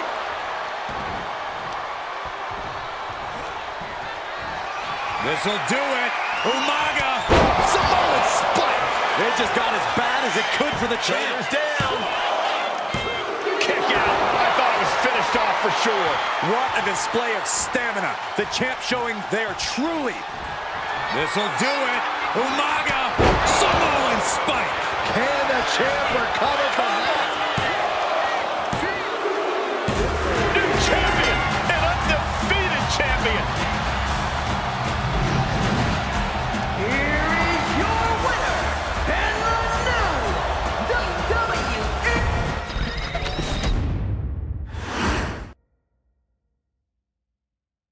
Hey, in WWE, things move really fast. If you aren't present in the moment, it can feel like a year goes by in only 2 or 3 minutes. That's why you always have to make time to make sure that you check. Hold on. Did I just hear myself say 3 minutes? Stop. Can you believe I'm actually doing Eric Bischoff's shtick? In the early 2000s, few words sent a shudder through the roster like the words 3 minutes, summoning the fearsome duo of Rosie and Jamal, collectively known as the 3-minute warning. Initially hired by the aforementioned Raw general manager Eric Bischoff to interrupt anything he didn't find to be entertaining. You're just not entertaining me. 3 minutes are just about up. The two instantly made their mark in WWE with their complete and total decimation of anyone that was targeted. Their formula was really simple. 2 bruisers with surprising quickness who took pleasure in throwing opponents all around the ring with reckless abandon. And the trail of bodies left in their wake remains a testament to their devastation. Rosie, older brother of your tribal chief, Roman Reigns, and Jamal, who would in time develop his skills further and take the name of Umaga, were about instant gratification. They treated matches like a race, seeing how much damage they could fit into the shortest time possible. The 3-minute warning with my brother and my cousin, it was just one of the coolest gimmicks of all time to me. It was catchy, you know what I mean? Like, you kind of knew what was happening. And I feel like we all remember when the 3-minute warning hit for the first time. You know, the whole Den TV area just lit up. Every match was a train wreck, as the two would use their size to overwhelm most opponents, coupling that with incredible tag team maneuvers to increase the carnage to its maximum levels. That approach, maximizing damage while minimizing time, was a 3-minute warning signature. The team itself saw its run in WWE last for a little over a year, but in that time managed to make such an impression with the WWE Universe that it still resonates today. They are proof of the impact anyone can make if they capitalize on their opportunities, as 3-minute warning did every single time. It was a short-lived gimmick, but it was a really cool gimmick, and I just think it shows the versatility of, hey, if you need us to go out there and tell you a Broadway story, I'll cover 2 hours if you like. But if you need us to come out in 3 minutes to make an impact, we can do that too. But you gotta be really good to be thrown in there with the very, very best in the industry. I'm getting all pumped and proud, you know, for my brother and my cousin right now, just thinking about it. Here in the WWE 2K25 showcase, we have selected another team that embodies the same mindset in Akam and Razor the AOP. Similar to Jamal and Rosie, these two look to inflict the most pain in the most efficient manner, Like 3-minute warning, AOP happily dispatches when summoned. Like 3-minute warning, AOP features 2 Goliaths who will hurl your body from pillar to post before finally bringing it all to a most painful conclusion. It's up to you in this Extreme Rules contest to beat the AOP to the punch and showcase the Wrecking Crew approach that made 3-minute warning the premier bruiser squad in all of WWE. And don't worry, we will give you more than 3 minutes to make that fact perfectly clear. As a matter of fact, take your time and enjoy dishing out the punishment.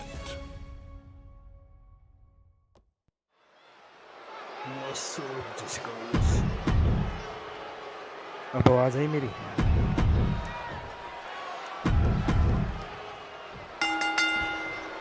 We got 3-minute warning in the Authors of Pain clashing tonight in what should be a harrowing Extreme Rules match. Considering the teams involved here, it comes as no surprise that we have multiple teams standing by backstage. Yeah, these are 2 of the most merciless and physical teams we've ever seen. Lasting bodily harm isn't just highly probable in this match, it's essentially guaranteed. Well, I, for one, can't wait to see what these teams do with the rules thrown out the window. They're free to be as creative as they want in their pursuit of absolutely annihilating one another.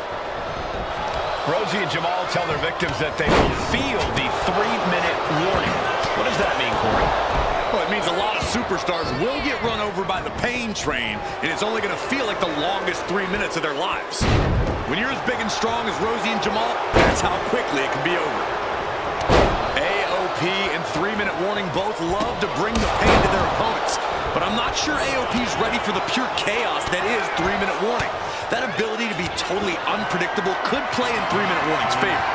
Interesting point, Corey. AOP likes to slowly grind their opponents into dust, but 3-minute warning are always looking for a quick, dominant win.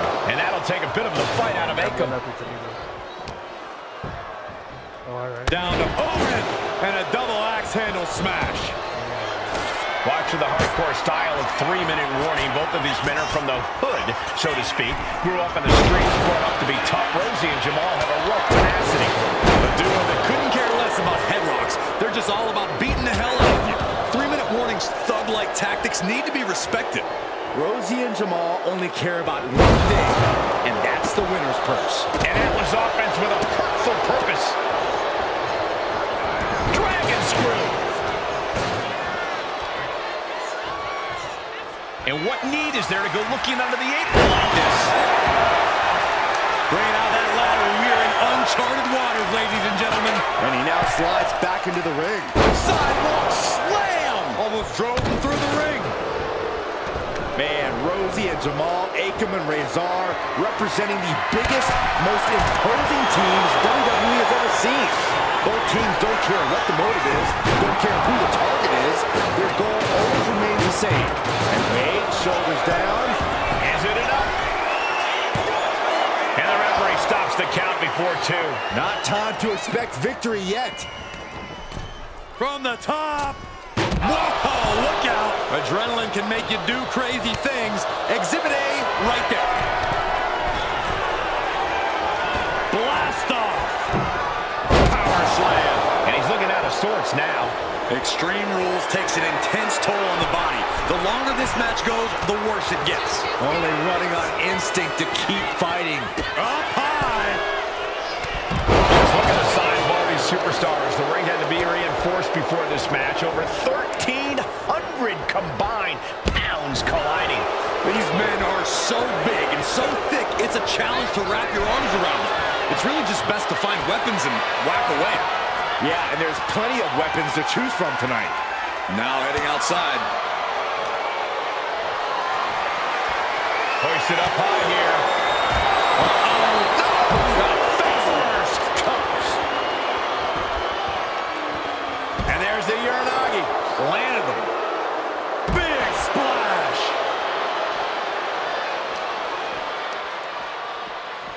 Tossed back into the ring. Pay special attention Anderson and Rosie in this matchup. 6'5", 375 pounds. The man can run a 40-yard dash in 4.8 seconds. This guy is a pure athlete. Rosie played high school football with a legendary running back before playing college ball in Hawaii. Imagine being pancaked by the force Rosie brings. Great way to disorient your opponent. Ascending the ropes. Acom with a rope there. Look out. Oh, huge impact. Forget it. AOP. Wasting no time. Into the cover. Rosie and Jamal survive. Extreme rules. अब आवाज आ रही मेरी?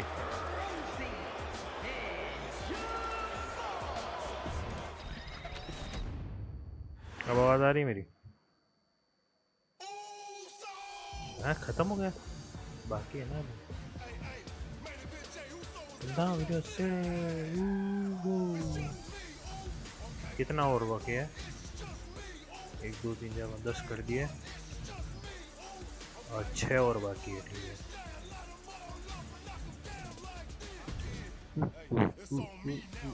What's up, Jessica? What's up? We've come to the part of the showcase where we get to talk about Tamina. ये लड़कियों का करना है क्या? छोड़ो ना, फटाफट खत्म करता है। अरे यार, मनी इन द बैंक।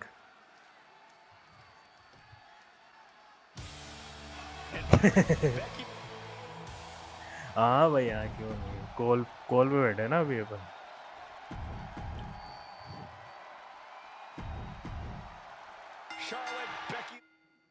क्या है? Attack, grapple.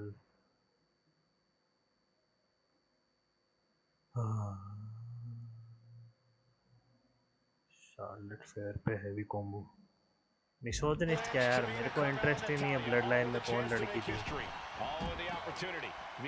ब्लड लाइन के लड़के इतने खतरनाक है, कौन ध्यान देगा। 2 ही तो थी, तमीना और नया जैक्स थी। One of these women will climb the ladder and earn the opportunity of a lifetime. No safe haven in this match. These ladders can be your best friend or your worst enemy. There's no allies in this match. It's everyone for herself. There is no room for friends when history is being made. Not when you can go down in the record books as the first Miss Money in the Bank. Oh, God.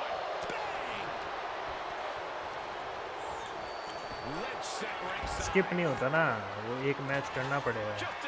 कोई भी मतलब सारे match line wise है। मेरे मतलब 10 तो कर ही दिए जब से स्ट्रीम शुरू की है। कल वो उसका वो कंप्लीट कर दी थी मैंने, क्या कहते हैं, कल शोकेस स्टोर मायराइस कंप्लीट कर दिया था कल। आज ये ख़त्म कर दिया। ये 5 औरतों का क्यों है मनिंदा भाई? इसमें से कुछ निकाली होगी पक्की बात है। WWE ने रिलीज कर दी इसलिए उनको दिखा नहीं रहे।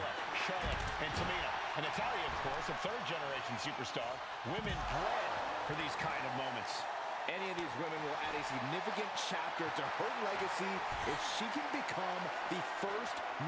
Get ready. She knows exactly what she's doing with this submission hold. Lock into the STF, hoping to put this one away. She won't fade. She just won't fade. She keeps fighting. Ladder set right in the middle of the ring. Starts to climb, but needs to move quickly. Gonna try and unhook. Zoom होता है ना? अच्छा, game के अंदर zoom नहीं होता वैसे। YouTube में कर ले अगर तेरे को कुछ स्पेसिफिकली देखना है तो।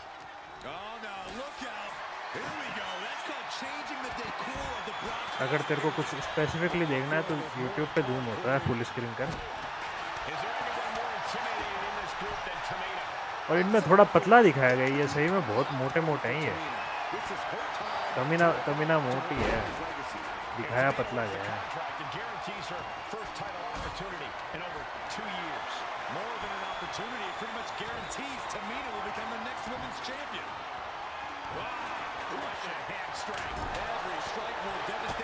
बैकी को कॉर्नर में लेके जाना है।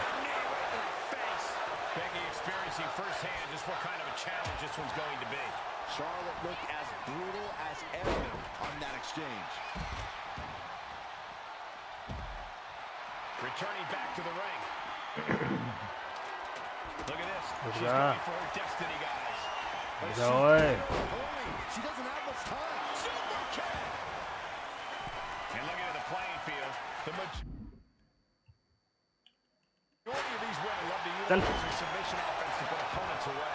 Tapping someone out won't win this match, but these women should not shy away from using the biggest weapons in their arsenal. We've heard Becky say she was going to rip arms off tonight. You can't exactly climb a ladder with no arms. No respect being Bad shaming क्या भाई है? Legit भाई. Tamina not caring that Becky's a fan favorite. The crowd's adulation is needed. इससे पहले नया जेक्स का match था. नया जेक्स भी बहुत मोटी है. इस गेम में बहुत पतली दिखा रखी है. So much dominance in this match. Big time clothesline. Good grief.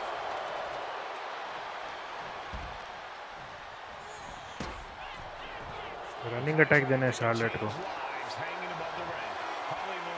मेरे ऊपर थोड़ी ना. मैं ब्लड लाइन की स्टोरी कंप्लीट कर रहा हूँ. ब्लड लाइन की स्टोरी मतलब ब्लड लाइन में दो थे. ब्लड लाइन मतलब रोमन रेंस और इन सब की पूरी फैमिली में दो थे. मेरे को जबरदस्ती तमीना थोड़ी खेल रहा हूँ. तमीना को कोई जानता ही नहीं है. शार्लेट अब बेकार लगती है. पहले बढ़िया थी, अब बेकार लगती है. इतनी सर्जरीज वगैरह करवाई है, plus back stage politics.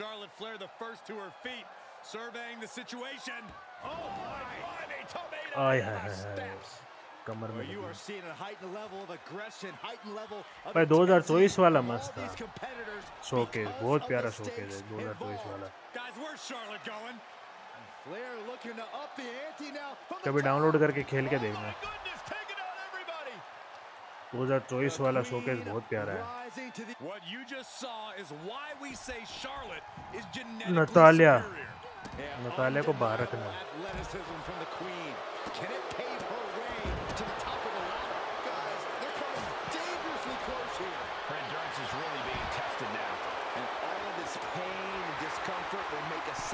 Ladder climb करना और जीतना है. जीती तो नहीं थी पर ठीक है.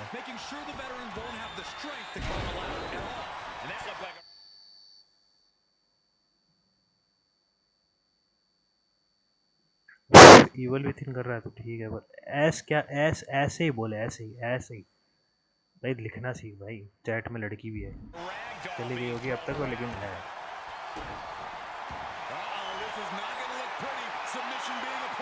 ऐसे ही लिखा कर. ऐसे ही ऐस मत लिखा.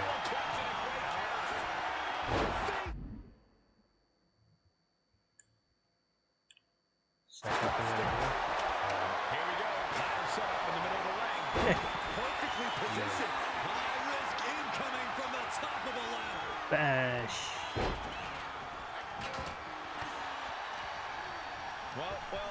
ऐसे लिखा कर. ऐसे 2K24 डाउनलोड करो, उसकी स्टोरी खेल तो तेरे को समझ आएगा. उसमें मस्त चलेगा 2K24.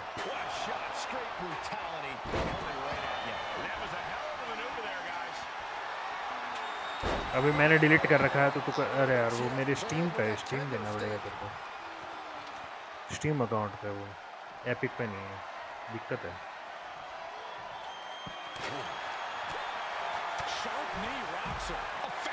चुपचाप.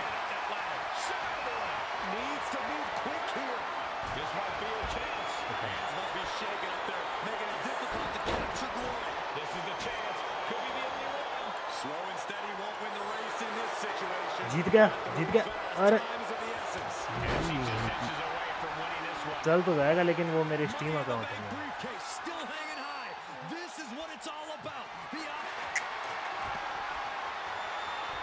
Becky Lynch looking for the disarmament. He's trying to slip out of this submission. No ropes within reach. No mercy need to be. And she lets go of the hold. Flair delivering the chop. Oh, natural selection by Charlotte. The Queen has put an opponent in the dirt, and now the ladder to her throne awaits. Exam आ रहे हैं ना, कल करते हैं तैयारी. आवाज आ रहा है मेरा ब्रो? हाय गब्बर. हाय पहुंच रही है. आइए.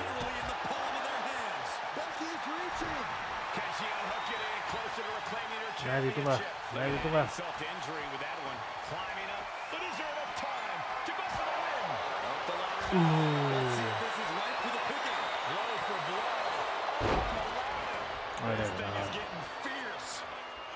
भाई रॉयल रंबल मेरे को ये मनी इन द बैंक इसलिए समझ अच्छा टाइम पड़ा हो ना तब आराम से करो।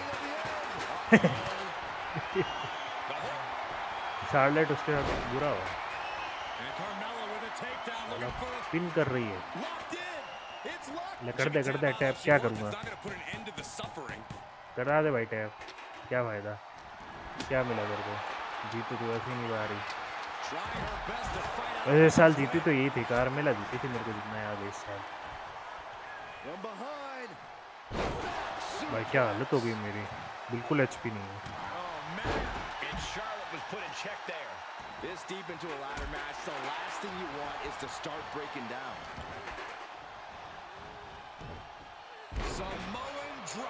Samoan drop on a chair.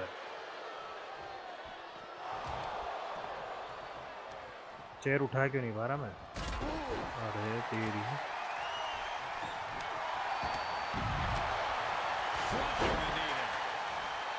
History on the line, guaranteed championship opportunity.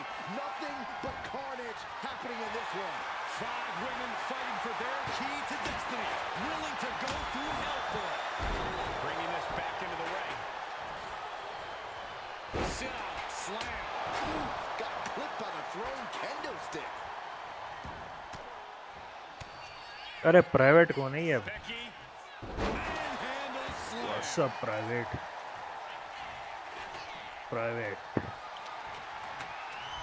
आइए यहाँ से सीधा दम मार दिया।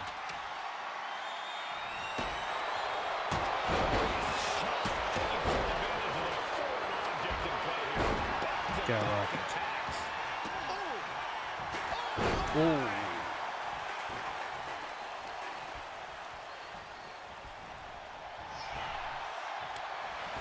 वो मेरे को क्यों थप्पड़ मारी? मैंने क्या किया?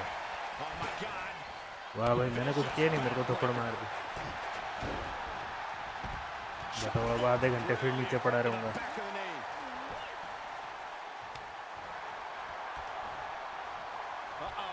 She fights back with the counter.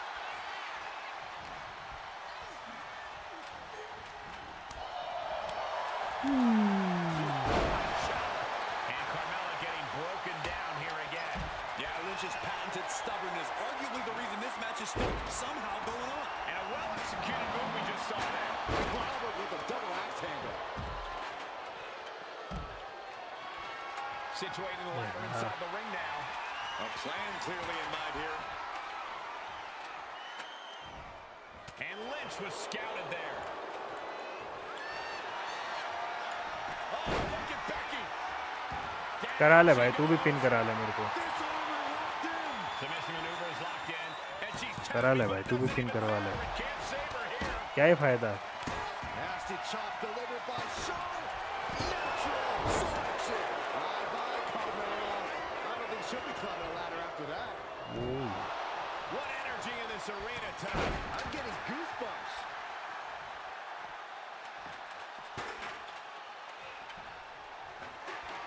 Setting up the ladder, center of the ring. Definitely the spot you want to put it. Just thrown away. Ladders in position. Gonna make the climb. Headed up that ladder. Center of the ring. Oh, man. भाई दो मिलके मार रहा है भाई गलत बात है ये। What a vicious beating. अब वो ले लेगी। Is it in reach? क्या बात है नटालिया शाबाश। Better hurry. In the corner now, she doesn't want to stay there. And Carmella still pressing as this match takes its toll. The Queen is dealing with a serious threat to her throne here. Oh my gosh, what impact. So much disdain with each of these shots. Something about this is starting to feel way more personal. Quick thinking from Tamina.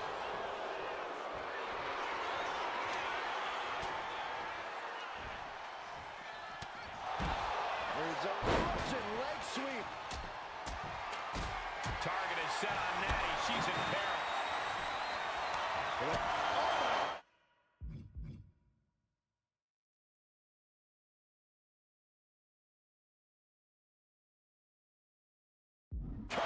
Carmella's eyes are growing wider now.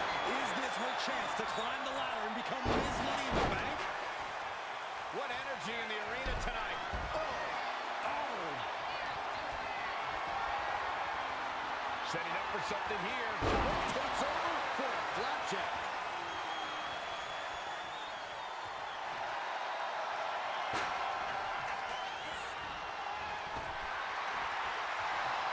Arm wringer in control.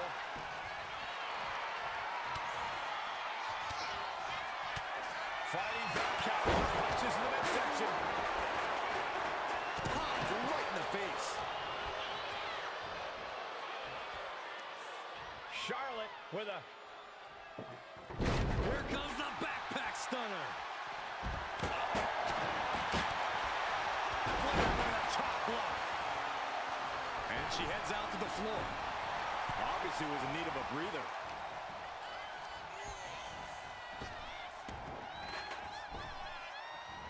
Beautiful hip toss. Uh-oh. Has to find a way out of this. Face first. Sent right into the corner.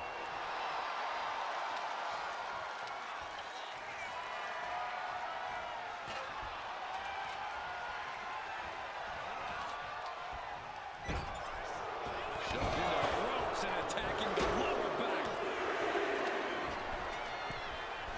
From the heavens. But now we see Tamina. Tamina wipes out an opponent, but can she seize the opportunity and grab the briefcase?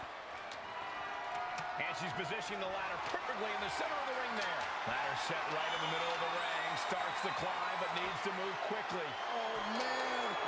Hands on, but can't quite grab it. It's just a matter of time now. No room for error on top of the...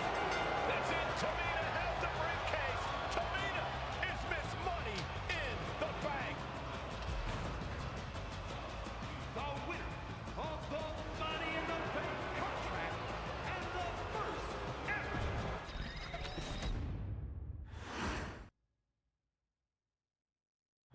Any member of this family that enters the professional wrestling business knows about the expectations that are going to be on their back. They know about the prestige that their very name carries. They know that those who came before them have accomplished so much. Bearing the weight of those legacies can prove to be way too much for almost anyone. But that was never the case for Jimmy and Jey Uso.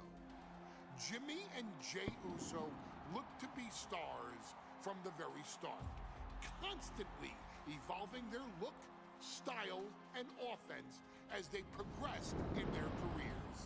Face paint and war dances would fade away, and the two would embrace the day one-ish mentality, looking to punish opponents and send them to the Uso penitentiary. The Usos are 8-time WWE Tag Team Champions. The Usos have main evented WrestleMania after initially fighting for a mere spot on the card. The Usos were the premier team of the 2010s. The Usos are the greatest team of all time. Jimmy and Jey are poetry in motion, each knowing what the other is looking to do next, each using every bit of savvy they gained growing up in professional wrestling to keep their edge. And sure, in recent years, it's been difficult between the two. Jimmy did cost Jey his match at SummerSlam against your tribal chief, Roman Reigns. After months of the anger building between the two, Jimmy and Jey ended up as the first two entrants in the 2024 Royal Rumble match, bringing things to a head. But even that moment wasn't enough to settle the issue, and so they would fight again at WrestleMania 40. Jey Uso truly became main event and found his inner yeet, even adding another tag team championship with Cody Rhodes as his partner. as your wise man eventually would suffer as well, Jimmy found himself betrayed by Solo Sikoa and unceremoniously dumped out of Solo's version of the Bloodline. When Jimmy and Jay are a tag team, they are pure art. They are the reason for the resurgence of tag team wrestling's popularity over the last 15 years. And perhaps, oh, perhaps, their grandest moment came during the 2017 Hell in a Cell, when they would lock horns with perhaps their greatest opposition ever, The New Day. From July to October of that year, the SmackDown Tag Team titles would change hands 4 times between the two teams, both looking for ultimate bragging rights. The Usos' connection as twins always gave them an upper hand with most teams, but the New Day had their own trick, utilizing the Freebird rule to allow any 2 of the 3 members to compete in any match. Jimmy and Jay could never know for sure who the opponents would be, with a different game plan needed for each iteration. With nothing clearly settled after 4 months, the New Day would offer to defend inside Hell in a Cell, and the Usos gladly accepted. We've seen the Usos showcase tag team wrestling at its most beautiful. Now we want you to showcase the brutality that exists within Hell in a Cell. Big E and Xavier Woods are going to use everything at their disposal to take you down. But you've been down since day 1. Now it's time to force the New Day to realize there's nothing wrong with them being in second place, and there's nothing that's stopping you inside Hell in a Cell.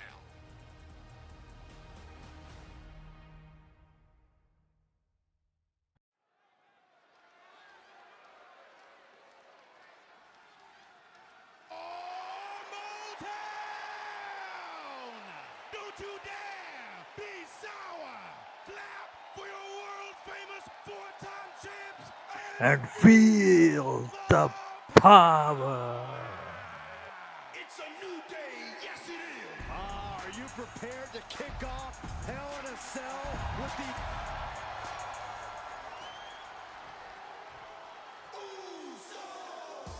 This is the first time that tag titles will ever be defended inside. I'm loving this matchup. The best team. Remember, this match is under Tornado Tag Team rules. A 2-on-2 match with the pinfall submission has to happen inside the ring. In the Hell in a Cell, no tags, no countouts, no disqualification.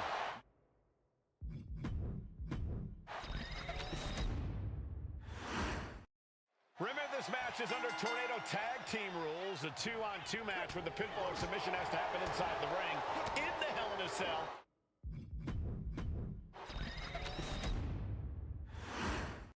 Remember, this match is under Tornado Tag Team rules. A 2-on-2 match with the pinfall or submission has to happen inside the ring. In the Hell in a Cell, no tags, no countouts, no disqualification. The Usos and the New Day came into this match expecting and prepared to raise the bar, raise the level of competition.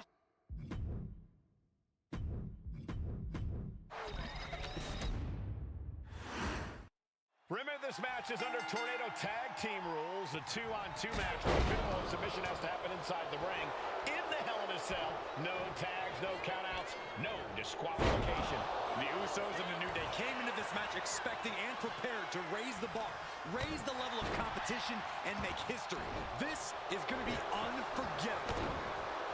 Corey, a few weeks ago, we saw the New Day walk out of SmackDown as champs in a street fight. A match the Usos handpicked, but this environment is totally different. There's nowhere to run, nowhere to hide. I think the New Day played right into the Usos' hand when they selected this match. Jimmy and Jay have a street mentality. They're perfectly equipped to turn Hell in a Cell into the Uso penitentiary. Oh, look at this power. Look at this strength. Superhuman. The champion looking slightly rough now. Yes, the Usos showing just how no-nonsense they can be. I have a feeling the Usos' objective is to send the New Day to the hospital. Well, two teams so familiar with each other, some innovation with weapons is almost becoming a necessity. The Usos following the footsteps of many great family tag teams, the Steiner brothers, the Head Shrinkers, who of course Jay and Jimmy's own father was a member of. It would be a very proud moment for the Anwani family if the Usos can capture their 5th tag team championship here. The apple doesn't fall far from the tree for Jay and Jimmy. Just a factory of elite specimens come from the double leg takedown. Gonna stack them up here. Look at pin. And he doesn't let the pin last long.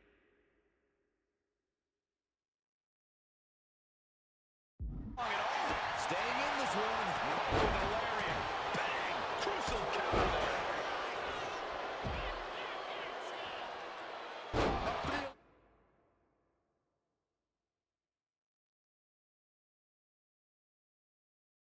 Electric chair down for the drop.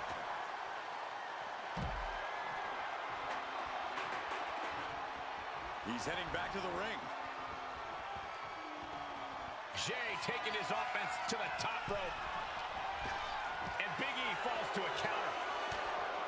So many amazing matches between these two teams. They said it this past week on cover to be crowned champion. Oh, and breaks the pin and makes the save. Chop block without warning. Able to avoid damage. Usos and New Day going at it inside Hell in a Cell. And Jey Uso set outside the ring, and now the New Day on the attack. The New Day have just changed the whole complexion of this match. I don't know if I've seen New Day go to these lengths before. Well, no time to be a jovial bunch when you're in a cell, Mike.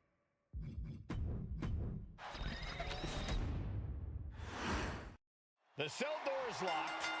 First of 2 Hell in a Cell matches tonight in Detroit.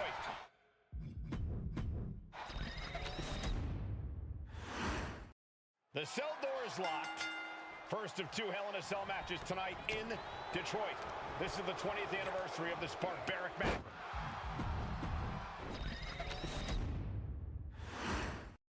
The cell door is locked. First of 2 Hell in a Cell matches tonight in Detroit. This is the 20th anniversary of this barbaric match. The Usos and the New Day must be prepared for pain and punishment. 2 of the greatest tag teams ever. One of the best rivalries going today. It all comes to a head right now for the SmackDown Tag Team Championship. Corey, a few weeks ago, we saw the New Day walk down to SmackDown as champs in a street fight. A match the Usos handpicked, but this environment is shocking inside cradle. Small packages could be it. The challenger gets a shoulder up. That pin attempt might have been a tad premature. Russian leg sweep. Foot to the belly. Gotta respect the strategy to work over the arm. I have a feeling the Usos' objective is to send the New Day to the hospital. Well, 2 teams so familiar with each other, some innovation with weapons almost becomes a necessity. This cell is meant to contain all these superstars, but that's not to say this cell can't inflict unimaginable damage on those who step inside. We're going to see these teams tap into their barbaric nature. 20 years of Hell in a Cell, and this structure still surprises me with the ways it can torture every part of your anatomy. Punch right in the head. The Usos following the footsteps of many great family tag teams, the Steiner brothers, the Head Shrinkers, who of course Jay and Jimmy's own for the title and the glory. He cuts the pin attempt short. Out of the ring to the confines of the chain link enclosure. Usos and New Day going at it inside Hell in a Cell, and Jey Uso set outside the ring, and now the New Day on the attack. Big E, as aggressive as I've ever seen him here tonight. And Xavier Woods now with toys, kendo sticks in hand. And it's about to get more aggressive, more vicious, more barbaric.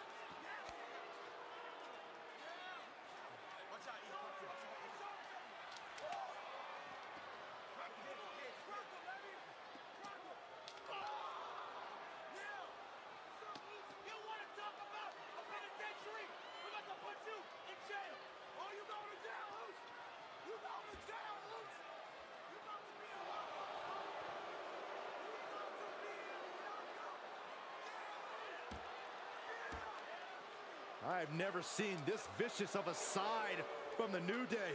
It's what Hell in a Cell does to you.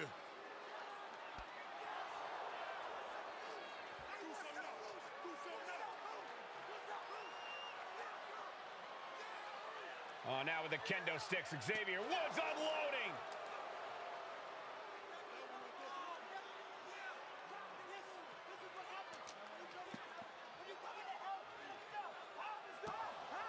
Well, you're saying it, Byron. Hell in a Cell makes you do some awful things. Just attempting to survive, attempting to win. Do whatever you want, punish however you want. Right now, that seems to be the mission statement of the New Day in order to retain the SmackDown Tag Team titles. And that's what it's about, proving you're the best in one of the most insane environments in WWE today. The New Day have just changed the whole complexion of this match. I don't know if I've seen New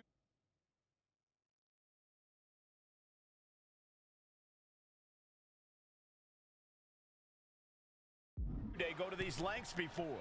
Well, no time to be a jovial bunch when you're in a cell, Michael. Tonight, it's not about entertaining. It's about putting your sworn enemy to rest for good. Talking to Xavier, he told me that one thing the Usos have taught us is that we have to embrace a more lawless culture here in WWE. A more lawless culture in this rivalry. And that could be the reason the New Day chose to have this match in the Hell in a Cell. It's been such a chaotic rivalry. Therefore, only this kind of lawless match could finally put an end to it for good. DDT! Talk about devastation. Oof. Shoulders down to retain. A kick out before one by the challenger. This deep into the match, and he's able to kick out before a 1 count? It's stunning.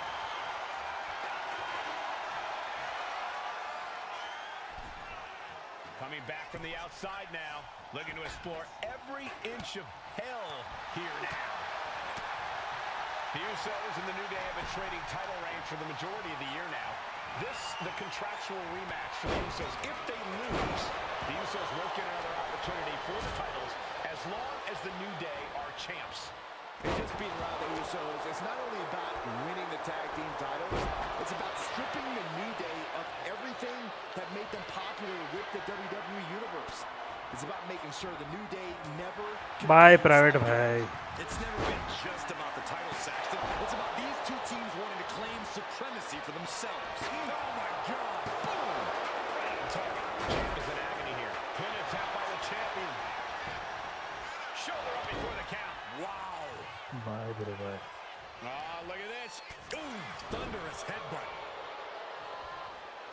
And the action is shifting now to the Dane Cutter. We got a new champion. He made the save just in time.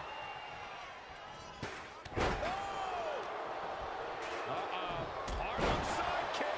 Showing no signs of defense here, guys. And able to beat Woods to the punch.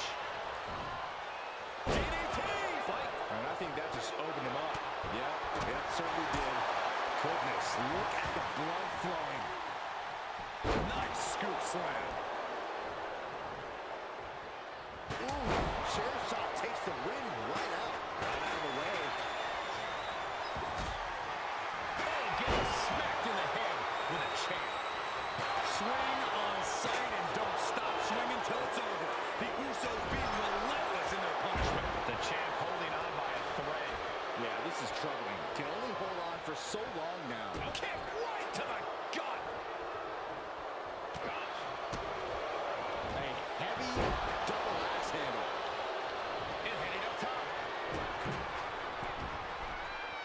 Uso Out of the ring, still surrounded by the hell that is the steel structure.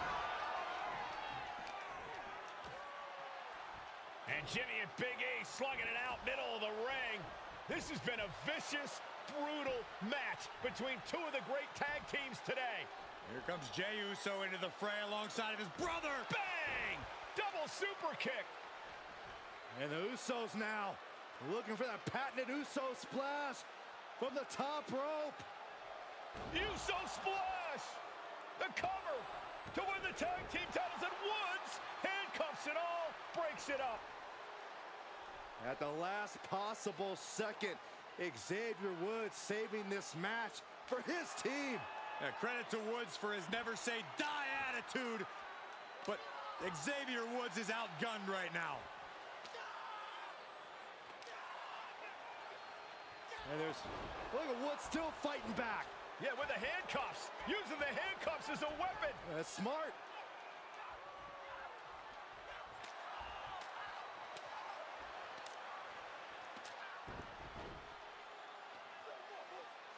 And Woods now down. And trying to still fight back. What heart from Xavier Woods. That Hart may not have much more fight left. Jimmy and Jay back up to the top one more time. Uso splash in stereo. The cover. The Usos win the tag team titles. Here are your winners and the new SmackDown Tag Team Champions, the Usos.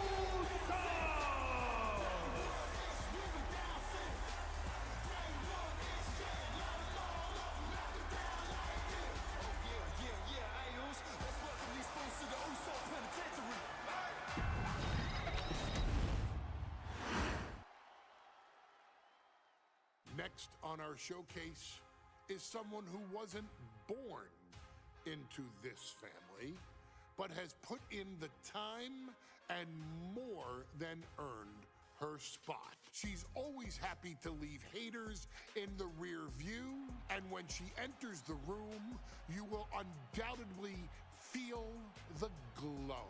Of course, I'm talking about Naomi, who many of you may know has reigned as Jimmy Uso's wife and queen for over 10 years. There's the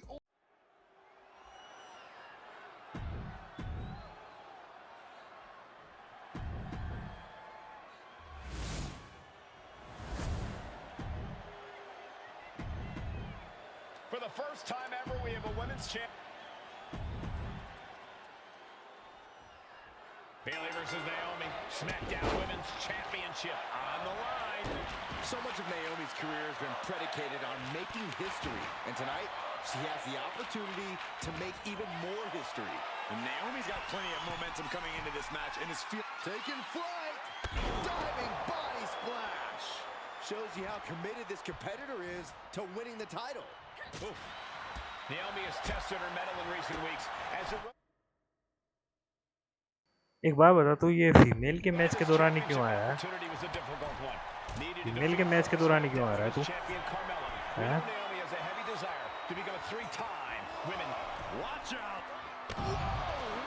female match के दौरान ही क्यों आ रहा है तू Just taking flight and soaring through the sky. Naomi going for broke. And this high-risk offense from the challenger might be catching the champion by surprise. The challenger being the aggressor here, but remember, the title can only be won by pinfall or submission inside the ring. A factor to consider in this match is that Naomi took some time off to rejuvenate herself, to get her mind right, to refocus on her desire to once again be champion here in WWE. So this isn't necessarily the WWE Universe or Bayley is used to. Private account से क्यों आ रहा है She's better physically and mentally than she's ever been in her career. Byron, you've talked a lot about this change. Review by Naomi. Are we headed towards a title change? अच्छा अच्छी चीज की तूने ये किसी पे लगाया थोड़ा थोड़ा तो उस टाइम मिलेगा Did you hear the impact?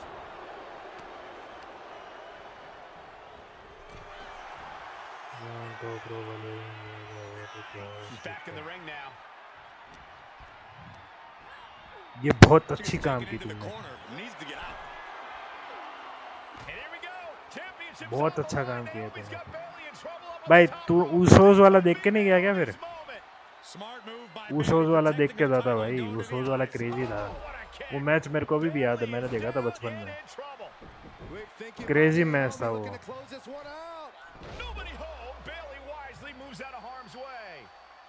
Live वाला भी काउंट होता है वॉच आवर्स काउंट होता है ऑफ कोर्स होते हैं I I think Bayley's trying to trap Naomi's legs in Naomi's own भाई shirt. उसोज वाला देखना भाई, क्रेजी मैच था वो वैसे। वो मैंने कितनी बार रीस्टार्ट किया था, पर ठीक Naomi है। ducks underneath, and we got a standoff. Great match so far. Well, Bayley thought she had Naomi, but the challenger was ready. Well, the champion has to find a new strategy in a hurry. देखना crazy match था वो।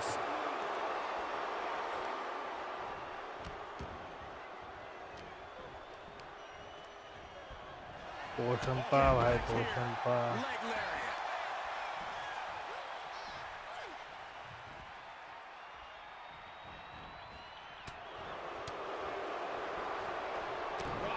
Strike to the back.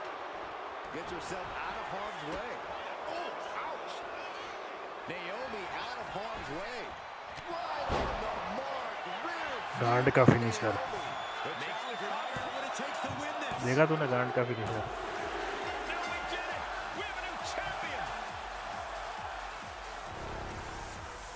अब 3 match ही रहे हैं, फिर खत्म। एक Roman Reigns का होगा, एक सोलो का होगा, एक और किसका है मेरे को ये नहीं ध्यान में। Ladies and gentlemen, if it weren't for the next 2 superstars in our showcase, none of this would be possible. Because without Atha अच्छा and Sika, ये without the Wild wild Samoans, there truly बाप is दादा no someone's के। dynasty. While it was their father who made the blood oath with High Chief Peter Maivia, it was Atha एक Roman का बाप है, एक Roman का चाचा है। the family up. Training हाँ, जैसे तेरे पास generations पैसे है ना of सुपर चैट relatives, भेजने के, all with the पहले वो होगा ना, अभी मोनेटाइज होगा, मोनेटाइजेशन बिना नहीं भेज सकते। professional wrestler on the face of the planet. एक रोमन का बाप है, एक रोमन का चाचा है। Would together be WWE ये लेफ्ट वाला रोमन का बाप है, राइट वाला चाचा है, जितना मेरे को पता है। as trainers and cultivators of the next generation. अब कौन क्या है ये नहीं पता मेरे को। दोनों मर गए इस साल या पिछले साल, पता नहीं। To their immortality. पिछले साल मरे थे शायद। The Wild Samoans Sika formed WWE's most dominant tag team of the early 1980s. इसके बाद मेरे हिसाब से सोलो सिकोआ का होगा, उसके बाद Roman Reigns. WWE Tag Team Championship on 3 separate occasions. Opponents were देख रहा पहले टाइटल कितने पतले पतले छोटे छोटे होते थे। even rang to start the match. अरे वॉच आवर तो भूल ही जा, बहुत पड़ा है, अभी बहुत ज्यादा पड़ा हुआ है। And the intimidation factor मेरे को टेंशन भी नहीं है, बहुत ज्यादा पड़ा है। मेरा अभी 10% भी नहीं हुआ होगा। Samoans, accompanied by Captain देखूंगा कितना पड़ा है मेरा, एक मिनट देखता हूँ the trio टोटल मेरा कितना हुआ है। that was ये पिछले साल अपलोड करता था वीडियो, इस वजह से होगा, लेकिन बहुत बहुत कम होगा। मेरा वॉच आवर है 200 घंटे, जबकि चाहिए 3000 घंटे। पहले एक टाइम पे मेरा 1200-1300 पहुंच जाता, उसके बाद मैंने अपलोड करना छोड़ दिया। 1200-1300 था मेरा एक टाइम पे, मैंने छोड़ दिया फिर वीडियो अपलोड करना। WWE की करता था मैं। तो मेरे को लग रहा है इस वाली स्ट्रीम पे कॉपीराइट आएगी, मेरे को प्राइवेट करनी पड़ेगी।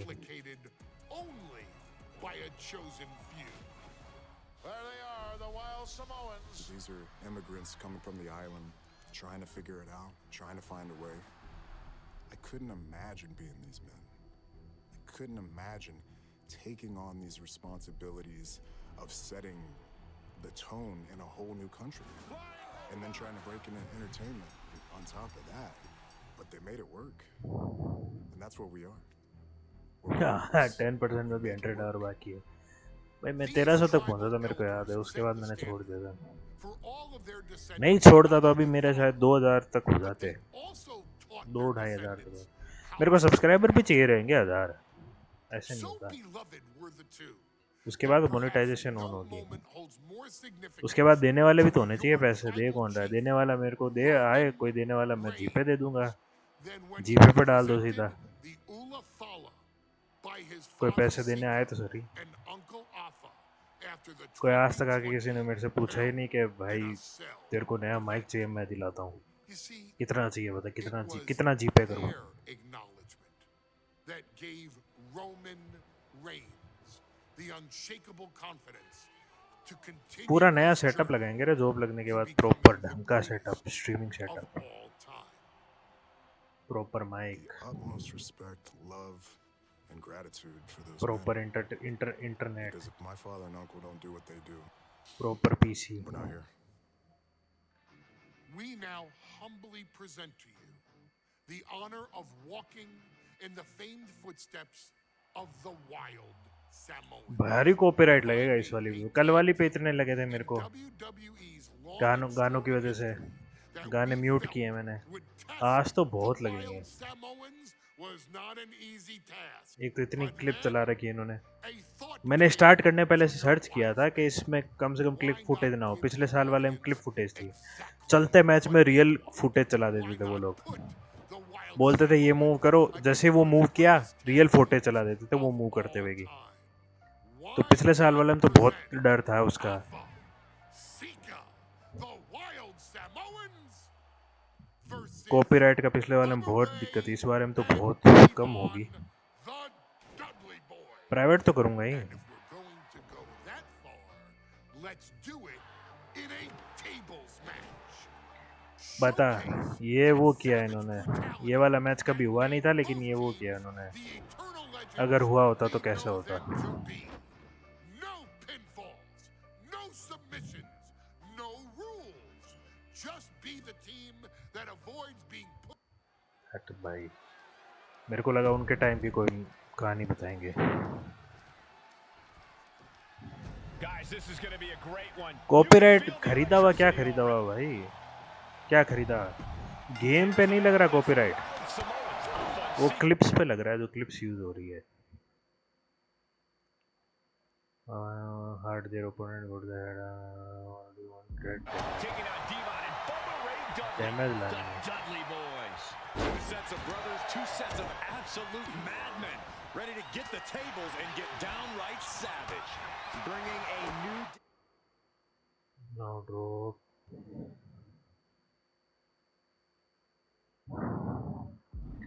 गेम पे नहीं लगे, क्लिप्स पे लगते. रियल लाइफ क्लिप्स यूज हो रही है ना इसमें WWE की. अगर सिर्फ गेम प्ले ओनली होता, गानों पे कॉपीराइट वो लगती है, कॉपीराइट क्लेम लगता है. उसमें क्या है, ज़्यादा दिक्कत नहीं आती. कॉपीराइट स्ट्राइक ऐसी चीज़ है जो क्लिप्स पे लगता है, और कॉपीराइट स्ट्राइक आ गई ना तो तीन स्ट्राइक हो सकती है, कि मतलब 3 स्ट्राइक लग सकती है एक चैनल पे, ज़्यादा से ज़्यादा. 3 से ज़्यादा लगी तो चैनल गया. भले किसी का भी हो, कितना बड़ा भी चैनल हो, 3 स्ट्राइक से ज़्यादा झेल नहीं सकता, चैनल पूरा जाएगा. हाँ, गेम में इंक्लूड है, लेकिन गाने तो किसी ना किसी के तो हैं ही रियल में. Maybe the wild Samoans have to be a little less wild, Cole. They still need to brutalize their opponents because that's what they do best. But the last thing Alpha and Sika want to do is rush head first into a table. After all, that's exactly how you lose. बस यही एक दिक्कत है, game का part है, लेकिन क्या कर रही है, रियल लाइफ क्लिप्स भी यूज हुई ना. इसमें एक मोड आता है, उस मोड का मतलब ही यही है कि अगर तुम्हें वो क्या कहते हैं कॉपीराइट वगैरह नहीं खानी, तो उसमें है एक स्ट्रीमर फ्रेंडली मोड भी है. उसमें कुछ है क्या, क्रिएटर फ्रेंडली मोड है, जिसमें गाने वाने कुछ नहीं बज सकते. भाई ख़त्म नहीं करना था यार, कौन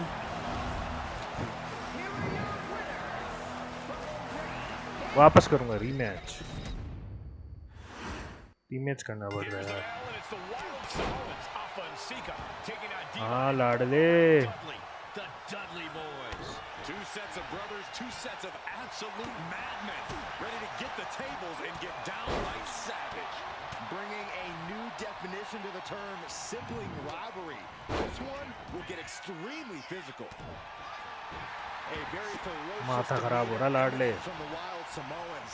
Like they're part of a pack of untamed beasts. I really wonder what it'll take for the Dudley boys to have control of them. Maybe they'll take a sledgehammer? A truck? They're not human, Byron. You can knock them down, but they'll keep coming back.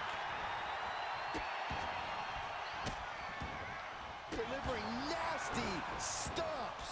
You have to imagine the disdain it takes to repeatedly stop someone like that.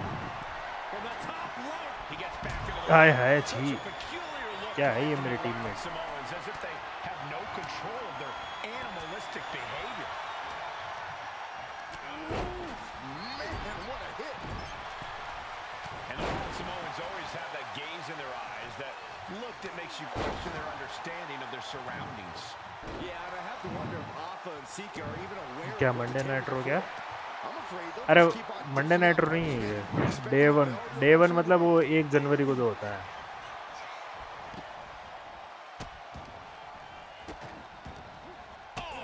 वही तो कह रहा हूँ, ये match कभी हुआ ही नहीं था, ये फैंटेसी मैच एक तरीके से, क्योंकि दोनों टैग टीम बहुत फेमस टैग टीम है ना. वो डडली से याद है तेरे को? याद है अपन करते थे स्कूल में जब अपने से टेबलें रखवाई गई थी. Devon, get the tables. Oh my goodness, just punishing their opponent. Boy, the Wild Samoans are about as tough and mean as they come, a very physical duo. And we've seen how they use their heads, almost like a concrete weapon. Yeah, they don't need much flash. They're just a formidable Events day 1 है यार. If they lack in offensive creativity, they ये make बाद में start हुआ था. up for it in blunt force trauma. Sorry, you gotta be kidding me! Coming down on their opponent. And what he's looking for here looks ये like a crazy था potential भाई. submission maneuver coming. Targeting वो दिन भी crazy दिन था भाई. escape and a takedown. That roar might be a her test चीज of में फन Bubba ढूंढता है Ray's ना. toughness. अब तो क्या है ये, अब तो कुछ है ही नहीं. Alpha and Sika might have just shown us the prelude to the Dudley's demise. And we can harp on how this match was something almost tailor-built by the Dudley boys. With a famous series of TLC matches they've had, the Dudleys have become synonymous with the T in TLC. And that didn't stand for tender, Cole. It means tables, and it means lots of them. Yeah, and if Bubba Ray and Devon can get the Wild Samoans to a table tonight, it will really add to the Dudley boys' legacy even further. And that was an effective attack, guys. No doubt about it. This is just adding extreme insult to injury. This is beyond personal now. This is about putting the competition out of action. Tough without regard. This up. And look at this now. Bad intentions. Looking to get out. And yes, what a counter to break the hold and escape serious injury. Now he's back into the ring. Gets lifted into position. And the fighting back gets them out of a precarious position. Fist to the skull. I still can't get over the look I always see on the Wild Samoans. It's like they have a one-track mind towards savage brutality. They for sure answer yes to every question that makes it. अरे यार reverse मार दी इसने. Look at Bubba Ray unleashing the jabs and a massive elbow to follow. He's looking to take things to the outside now. Decides to leave the confines of the ring. By the throat into the top rope. Oof. Dodges away. Oh, what a clubbing blow. Has her set up in the corner of the ring.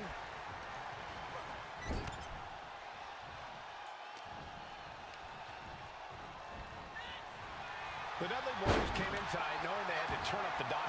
Had to match Alpha and Sika's level of aggression.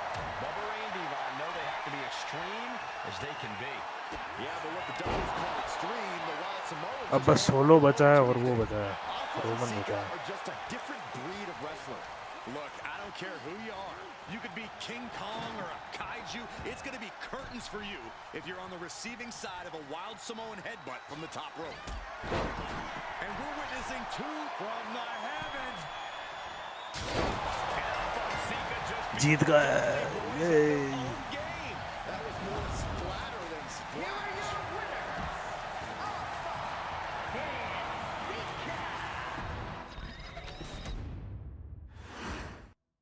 अबे मेरे को बीच बीच में दो control करने पड़ेंगे. रुक. From the very moment he arrived as the enforcer of the Bloodline, Solo Sikoa has taken every brutal, savage element of his predecessors and refined them into a near-perfect smashing machine. Even in the year before his arrival, Solo raised eyebrows and garnered buzz while competing in NXT. But nobody could have predicted just how smoothly his transition to the main roster would go. And before I go on any further, let me make one thing perfectly clear. I'm only saying what I'm saying about Solo Sikoa because I am a wise man. I'm a professional. And because I'm being handsomely compensated for my stellar work as your host of the WWE 2K25 showcase. I haven't forgotten what Solo Sikoa and his rogue bloodline did to me. But I also know better than to let personal feelings hinder your professional endeavors. So with that being said, since his arrival at Clash at the Castle in 2022, Solo Sikoa has consistently been involved in WWE's biggest moments and biggest matches. He's been victorious in War Games. He's repeatedly enforced the Bloodline's will to maintain Roman Reigns' status as undisputed WWE Universal Heavyweight Champion. I brought Solo in as an insurance policy. Solo was here to protect me. Solo was here to maintain the promised land. He's violent. He's strong, he's fast, he's all those things. And he betrayed me. Any man who would betray me must be a very dangerous man. Solo defeated John Cena. Solo elected to betray your tribal chief, Roman Reigns, in an attempt to bestow upon himself the title of tribal chief. When I refused to acknowledge Solo as my tribal chief, you are not my tribal chief! He, Tamatonga, Tongaloa, and Jacob Fatu put me through a table in Madison Square Garden. And that led to opportunities to compete for the undisputed WWE Heavyweight Championship. It's led to more visibility with Solo's rogue bloodline ruling over SmackDown. Every choice Solo made only furthered his standing in WWE.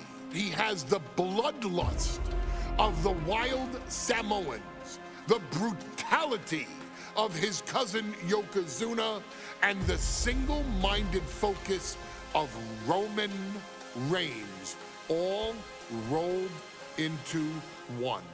There is no question the future is his for the taking, and that he will be champion many times over, and that he may set records of his own before it's all said and done.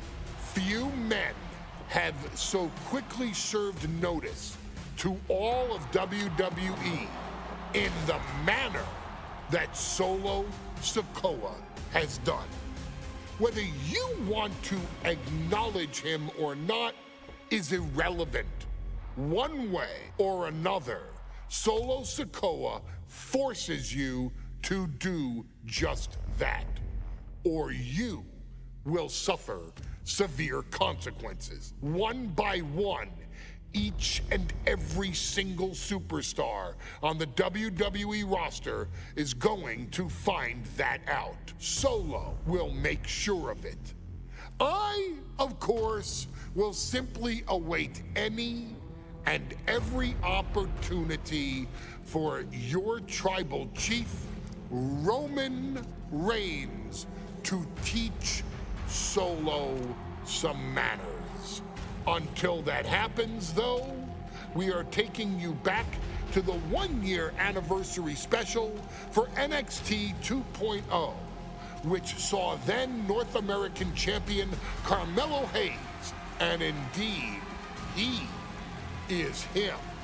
Issue an open challenge. Unfortunately for the future superstar, it was to be answered by Solo Sikoa. And things went as well for Hayes as you can probably guess. Showcase the unrelenting fury that has made Solo Sikoa nearly unstoppable and defeat Carmelo Hayes to earn Solo his first championship victory. It won't be easy against Carmelo, especially when he has Trick Williams watching his back. And if you make one mistake against the champ, he'll take his shot and most likely hit nothing but net.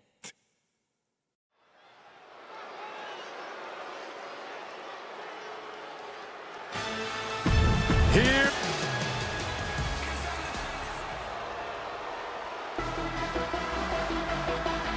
What? This place is shaking!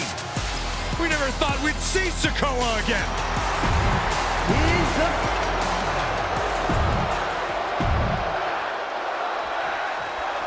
As we say in WWE, expect the unexpected.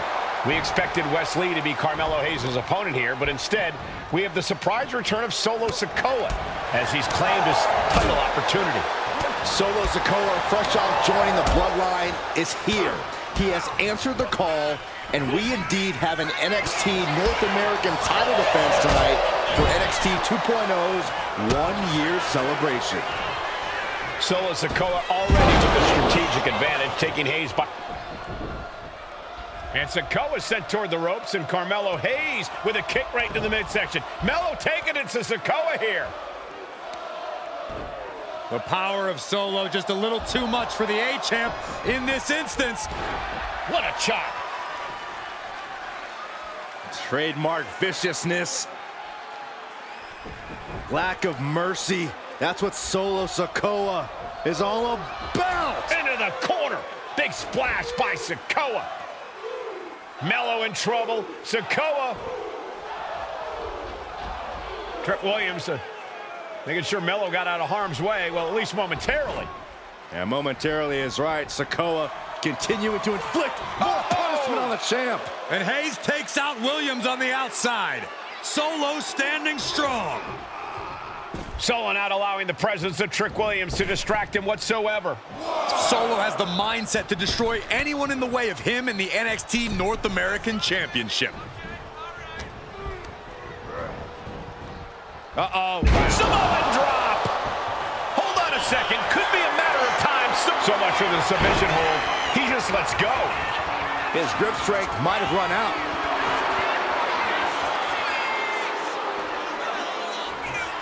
A great display of confidence, but he doesn't want to give his opponent added motivation.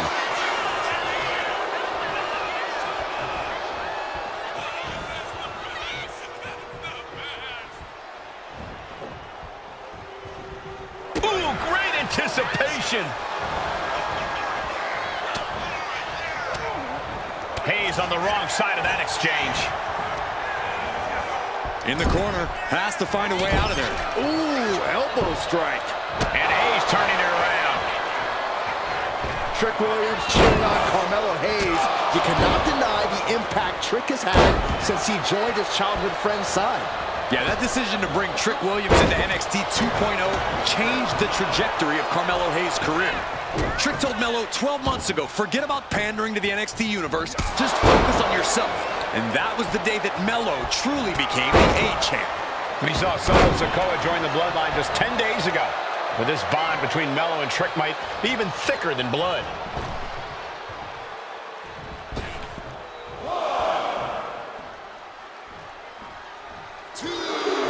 Hayes feeding off the crowd, feeding off their energy.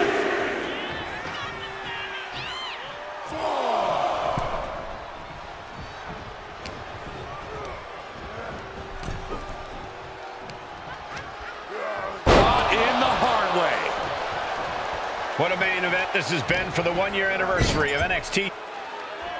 Big uppercut rocks the jaw of Carmelo Hayes, ripped out of the corner. Looking to put him away, and now Trick Williams up on the apron, causing a distraction. Trick paying dividends. Ooh. First 48. And that could be the turning point for the North American champion. Oh, Samoa drop by Sikoa. Cover now for the win. Hayes kicks it too. And Williams once again on the apron. You can see how concerned Trick Williams is that Carmelo Hayes' championship hopes, might be fading away. Super kick drops Williams. Hayes picked out of the sky. Oh, and a spinning solo. Is that it for Carmelo Hayes? Trick is out. Carmelo is dazed.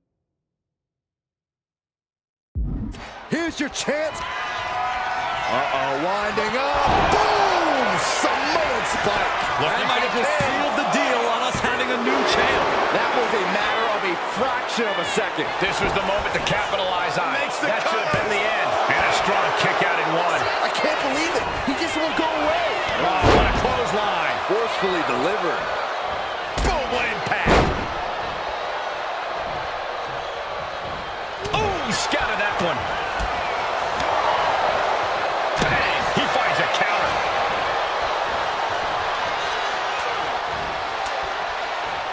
Well-placed punch, ugly, but effective response. And gentlemen, we may be moments away from the street champ becoming the North American champ. And stays one step ahead.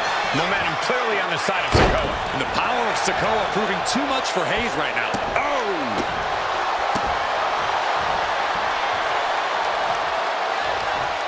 Solo has him hooked. Hits the spinning solo. Sikoa just absolute.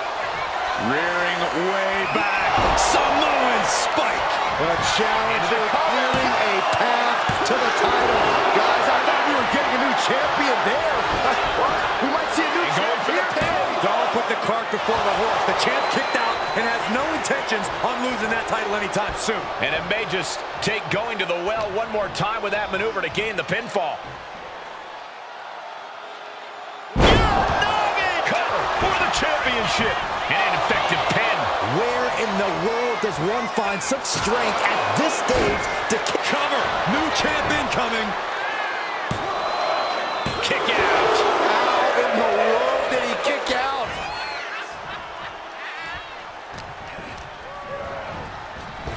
Elbow on the spot.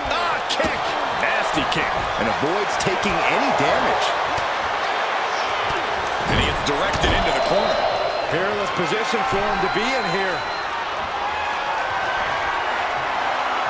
You just feel like this match may be about to reach its finish. Feel like we're about to see a car crash. And they do. And he needed that badly. Carmelo was getting ground down, but could have just started a quick turnaround here. Stiff headbutt. Sikoa showing plenty of intensity here. Heavy work being done to Hayes right now. Oh, not what Hayes intended. Hooked up. A spinning solo by Sikoa. Sikoa channeling all his negative. Winding up. There's a Samoan spike. Ouch. Could that be it? Hayes now on the offensive. Carmelo able to take a stand there. Here's the pin. Title could be decided.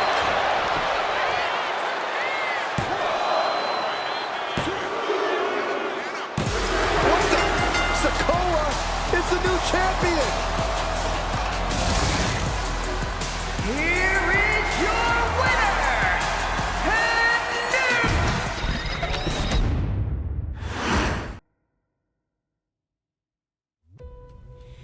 I ain't doing this one. We can have all the fun we want with these video games and this showcase and these fantasy matchups like Offensika versus Bubba Ray and Devon. I'm not doing shtick about Roman Reigns and Seth Rollins. That's a little too volatile. And it's way too personal for Roman Reigns. Roman Reigns and Seth Rollins came up together in the Shield. And Seth Rollins took it upon himself to disband the Shield by blindsiding Roman Reigns with a chair. At WrestleMania 31, Roman Reigns, in the main event of WrestleMania, was about to win the WWE title when Seth Rollins cashed in Money in the Bank and stole the main event, the match, and the title from Roman Reigns. Roman Reigns lost the undisputed championship after almost 4 years, the greatest title reign of all time, to Cody Rhodes. Not because Cody Rhodes was the better man, but because Seth Rollins was right there. And the seduction, the bloodlust that Roman Reigns had for that moment of revenge was too much for Roman Reigns to give up. And for the first time in Roman Reigns' life, he took his eye off the ball for that much time and smashed Seth Rollins with a chair, the same way Seth did a decade earlier to Roman. And that moment gave Cody Rhodes all he needed to end the most historic title reign in WWE history. I'm supposed to do shtick about Roman Reigns versus Seth Rollins for a showcase? I mean, it's smart, because the next time Roman Reigns steps into the ring with Seth Rollins will be the last time Seth Rollins steps into a ring. Next time Roman Reigns gets his hands on Seth Rollins, you won't have your architect anymore. You won't have your visionary anymore. You won't have your revolutionary anymore. You will have your tribal chief, Roman Reigns, but you'll never again have Seth freaking Rollins. Roman Reigns will put an end to Seth Rollins in WWE. And then the only way you'll ever be able to see Roman Reigns versus Seth Rollins will be in the WWE 2K25 showcase.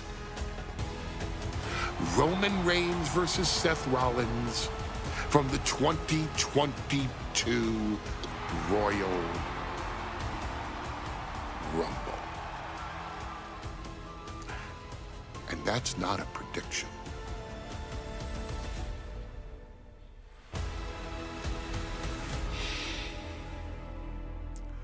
That's a spoiler.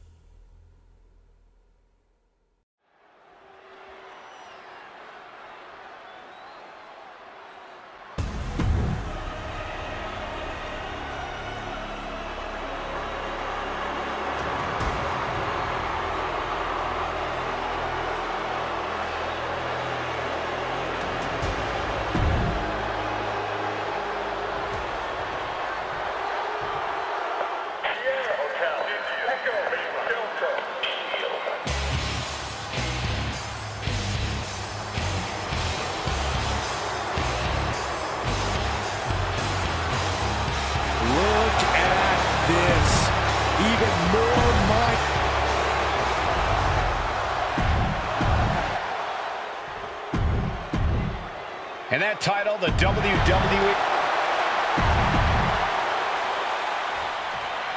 The Royal Rumble Premium Live event kicks off with a match between two former brothers.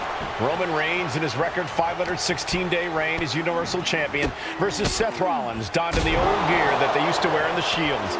Rollins looks very comfortable in that tactical vest yet again. But he's even more comfortable inside the head of the tribal chief.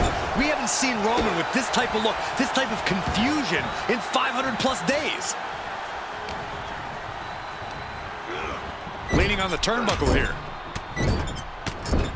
No escape from these punches. Gentlemen, for 17 months, Roman Reigns has dominated. He had special counsel and cousins to help him stay in control, to keep his cool, to concentrate on the business at hand. But now Paul Heyman is gone and the Usos are barred from ringside. Without those calming forces, cracks have started to show. Every comment Rollins has made about their past cuts deeper. Every mind game breaks Roman's spirit even further. This might be the toughest physical battle the Tribal Chief has faced, but it definitely is his toughest mental battle. Roman certainly seems out of his comfort zone right now, guys. Reigns and his comfort zone aren't even in the same zip code tonight, Cole. Unless he can snap out of it fast, he's going to make a mistake that Rollins will capitalize on. Good golly, Miss Molly! Even before Seth put his gear on, he came into this match with a clear-cut advantage. You're right, Cole. 1 week ago on SmackDown, Seth Rollins and Kevin Owens defeated the Usos. As a result, Jimmy and Jay are barred from ringside. It was an all-or-nothing move, as Rollins would have lost his title opportunity had that match gone the other way. It just proves that Seth freaking Rollins will take every freaking risk to win. Calculating the next move here. Reigns really having his way right here. The power and rage of the Tribal Chief is just overwhelming Rollins here. Not a good spot to be in. Big powerbomb. That just reverberated throughout the entire building. Talk about making a statement. Going outside. What's he got planned here? Into the barricade.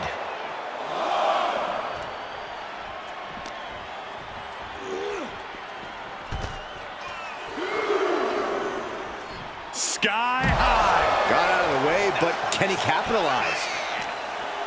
Seth Rollins says he knows Roman Reigns so well, says he knows how to prey on the insecurities of the Universal Champion.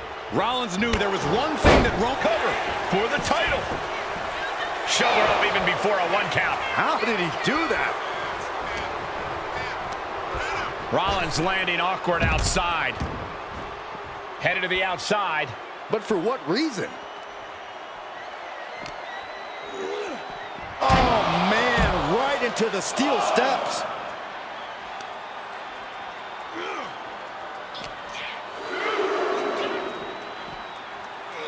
Brought back into the ring from the floor now. From the top. Elbow drop. Good Lord.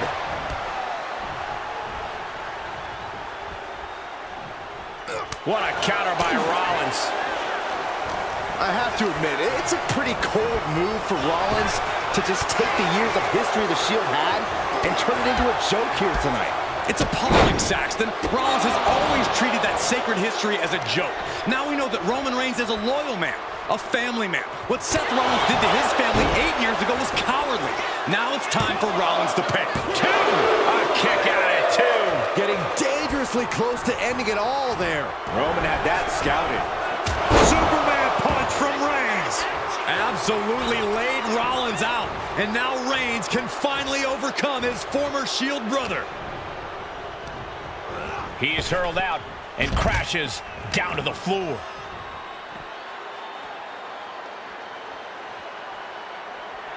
And Reigns got turned around there.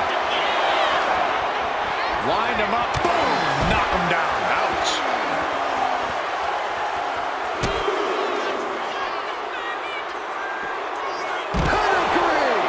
Action spilling toward us. This is... I think we know what Rollins is thinking now. Oh, Seth Rollins with a massive stomp. We might see a new champion crowned. I don't even think Roman's aware of where he is anymore. He has tunnel vision for Rollins. The only thing the Tribal Chief is seeing right now is...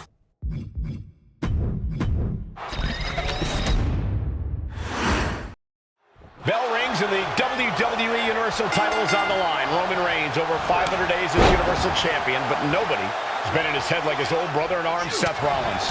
Well, Seth freaking Rollins tore that brotherhood apart 8 years ago, and we can now see that the Tribal Chief never truly recovered from that night. Well, speaking of family, the Usos have been banned from ringside, and last month, Roman fired Heyman from the Bloodline. So right now, the head of the table needs to win without any allies by his side. Even before Seth put his gear on, he came into this match with a clear-cut advantage. You're right, Cole. 1 week ago on SmackDown, Seth Rollins and Kevin Owens defeated the Usos. As a result, Jimmy and Jay are barred from ringside. It was an all-or-nothing move, as Rollins would have lost his title opportunity had that match gone the other way.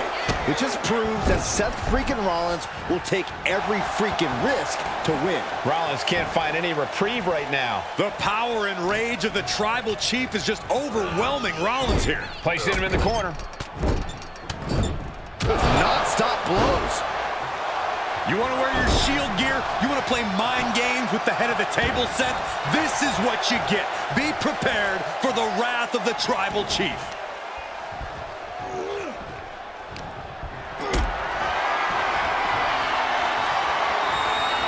Carried in a jeopardizing position here.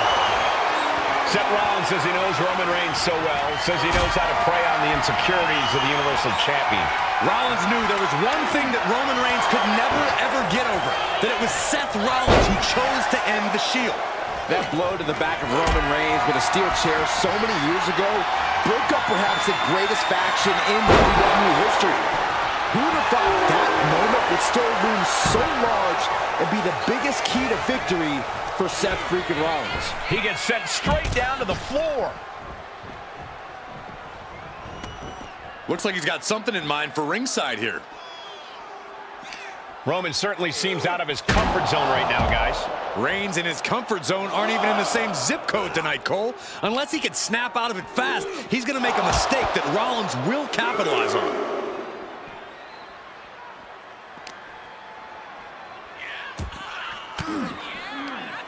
He's able to counter that. I have to admit, it's a pretty cold move for Rollins to just take the years of history the Shield had and turn it into a joke here tonight.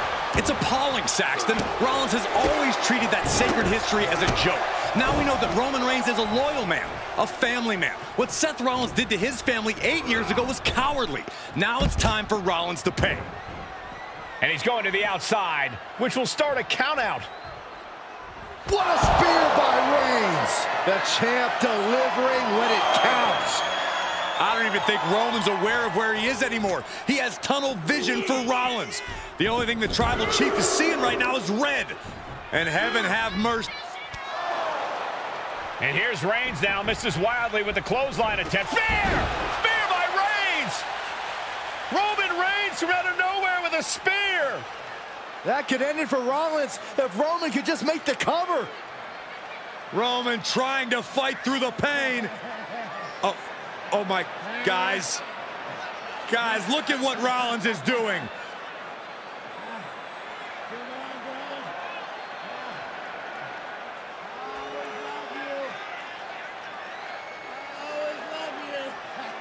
After all these two have been through, Rollins wants that Shield fist bump. Reigns shaking it off as Rollins continues to try to play mind games. Yeah, but that may have triggered a litany of emotions within the Tribal Chief. Reigns unsure of what to do.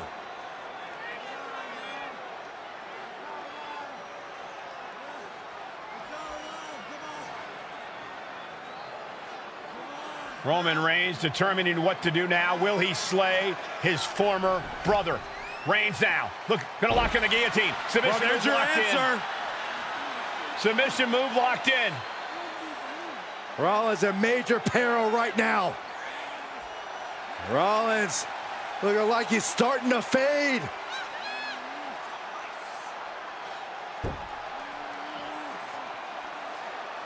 Seth trying desperately to make it to the bottom rope. I'm not sure he can make it, Corey. Trying to make it to the rope to force some sort of break. Seth trying to hang on. How can he do this here? Is Rollins going to tap here? What's Rollins going to do? Is he going to tap out? Well, he makes it to the rope. Reigns has a 5 count to break the hold.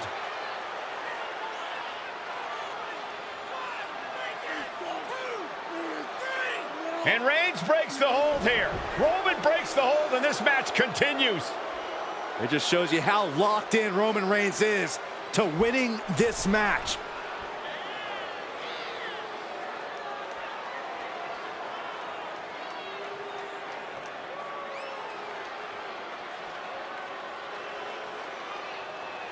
Rollins just motionless now. Roman had that guillotine locked in far too long.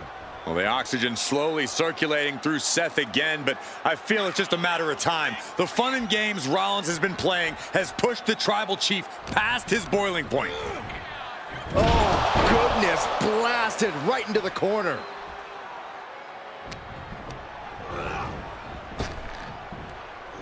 Sidewalk slam! Almost drove him through the ring. And that's a stiff shot to the body. Superman punch by the Tribal Chief. And a spear. The champ might have just ended things right there. Cover. And Reigns retains the title. Here is your winner, and still.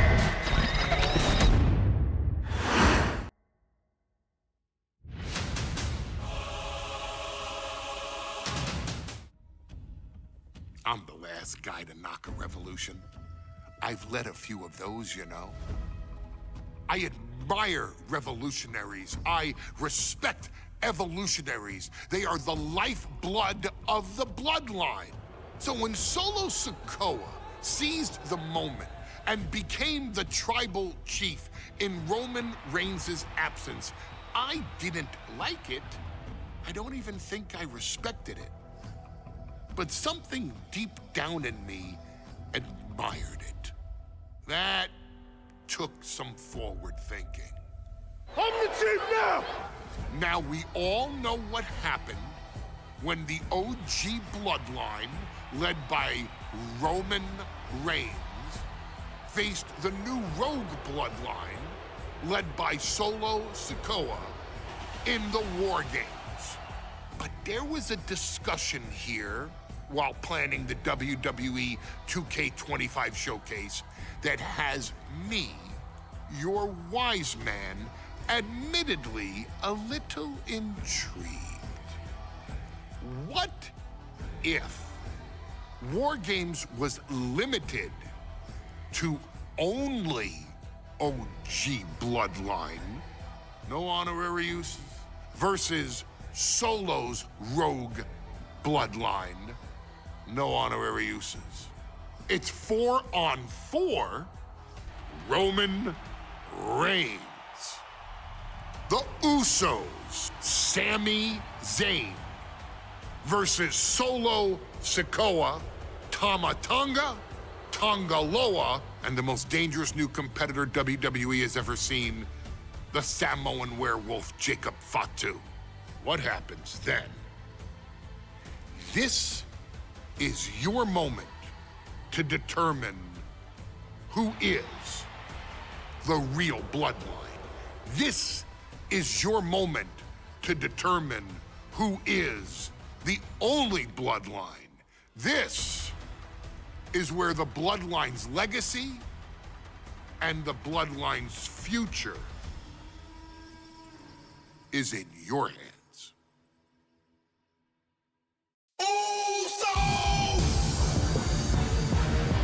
Hey, main event Jey Uso is now in your city. It's just me, okay? Day one, it's just me,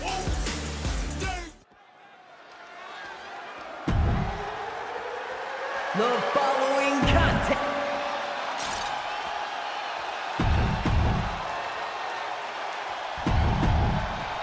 And gentlemen, it is time for Bloodline War Games.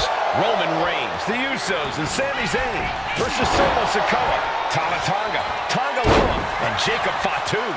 Both of these sides have a deep and abiding hatred for one another.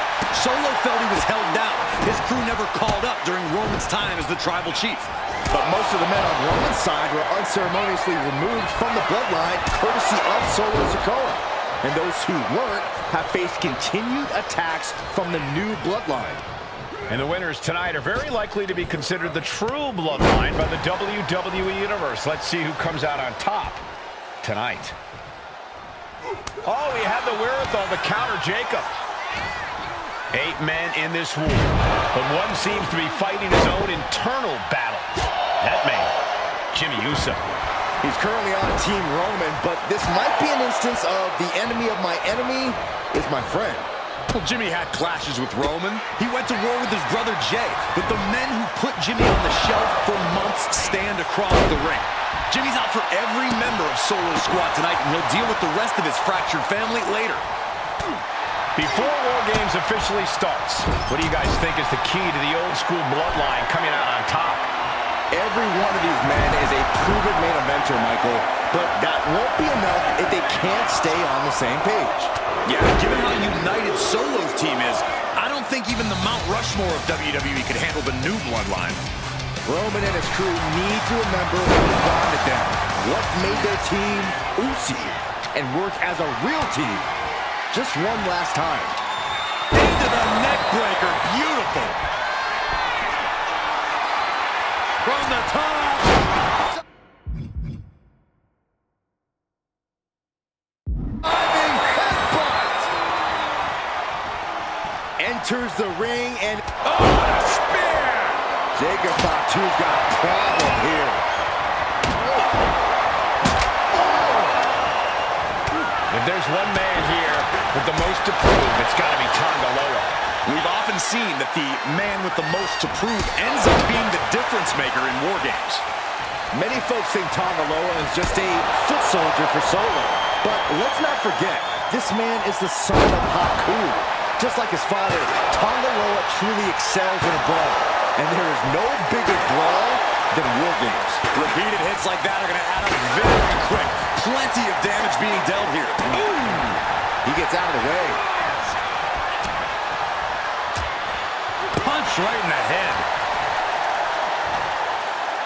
That's a no-good driver! Clock counting down. A sigh of relief can surely be breathed once the next competitor enters. I think tonight is going to be a breakout performance for Jacob Fatu. So much raw talent in that young man. Every Bloodline member, new and old, is a generational athlete. But Jacob seems to be a step ahead of every one of these men at times.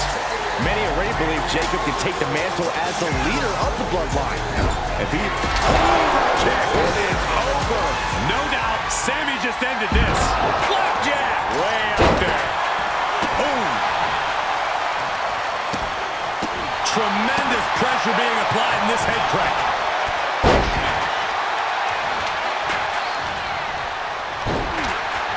Taking a moment to get pumped off of this crowd's incredible energy. Old bloodline, new bloodline, both sides engaging in a brutal battle. Every one of these men is fighting with every fiber in their being. Tight spot for Jay here. Gotta be a bit tough for Jay to stand up amongst this team. Some close allies, but some enemies he's yet to forgive. We've seen the wars that Jay has waged with his cousin Roman, with his brother Jimmy, but he needs to put that aside tonight. And Jay has the title runs and big victories that earn him the main event moniker. But if he's the one to put away the new bloodline, he will truly be the main event of War Games. The count has started, and one team is about to have the odds in their favor. Climbing up the War Games steel structure. Better be careful. Here's the buzzer, and Jimmy Uso is looking for revenge against the new bloodline. He's balancing on top of the cage with something dangerous in mind. Not from there! I don't know how you can pick yourself up. But now here's Jey Uso. Can Jacob Fatu come back from that? Ooh! And guys, this is what War Games is all about. Both bloodlines leaving it in the ring. The old guard and new school trading their biggest shots in one of the most dangerous environments in all of WWE. Boom. Entering the ring and assessing the situation. Broken up with a fist to the face. Took him out at the knee. Boom! Is Zayn closing this out? Forearms for the second round. Driving down.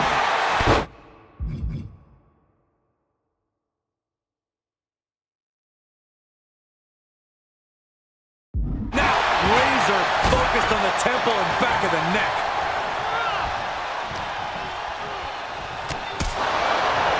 Solo Sikoa's group at a decided disadvantage. His side has less experience inside this structure. But look at how young and hungry Team Solo is. In particular, Tama Tonga is a real wild card. He's like a hyena locked in a cage with a bunch of raw meat. I even asked Tama backstage if he was looking forward to this match, and he just said to me, great journalism there, Byron. Thanks, Michael. And seconds left before the odds are even here. Sami Zayn, Blue Thunder Bomb. Tama.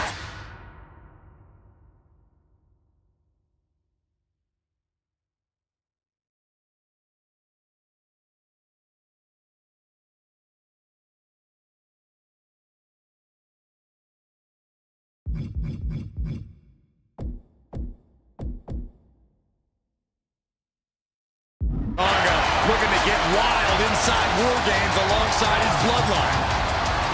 This place is coming unglued. Rightfully so. You can see the offense was aimed directly at his skull. Another attack to the head and looking a little dazed. Solo Sikoa, leader of the new Bloodline, has called himself the head of the table. Called himself the Tribal Chief. And when he asked the WWE Universe to acknowledge him, we're hearing more and more of the crowd agree. The soul is growing in power. And that can vanquish Tama. O'Reilly with skull with a hit from that trash cage. Oh, clothesline! Devastating kick. Tama Tonga able to avoid impact. Meanwhile, we have Sami Zayn.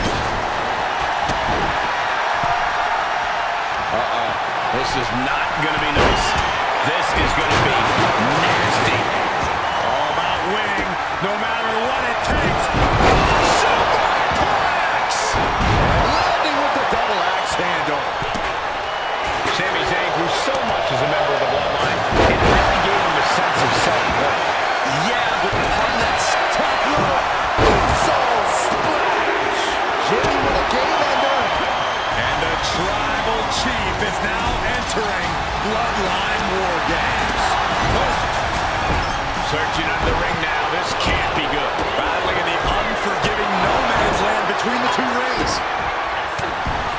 Looks like the impending numbers advantage isn't enough for him. That busted. Ooh, retaliating with a knee to the face.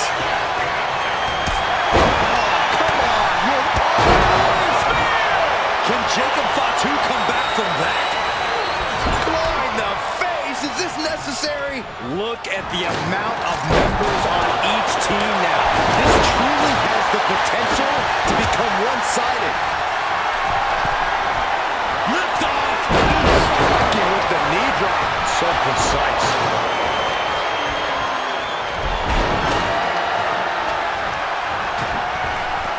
Big boot. Vicious.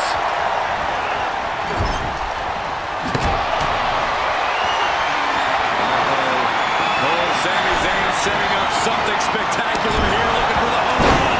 Sami Zayn from up top. The end, and that's going to do it. Brainbuster on the turnbuckle. With all these attacks on his torso, on his ribs, it's got to be hard for him to breathe right now. Just gasping for air. The timer is running out, and this next competitor will equalize things inside the cage. And clearly some targeted offense coming his way there. Going after your opponent's head is brazen, but very effective.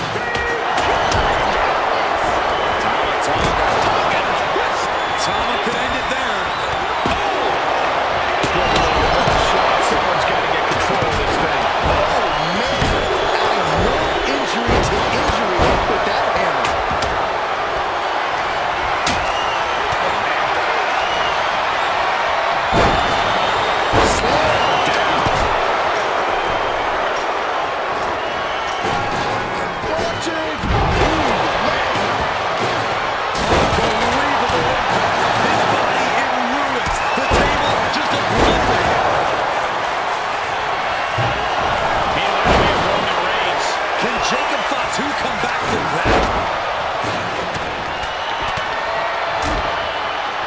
And a spot to the gut, too.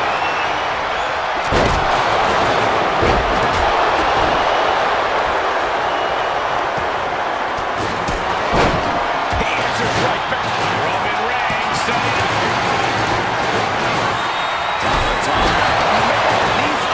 Tonga low spear.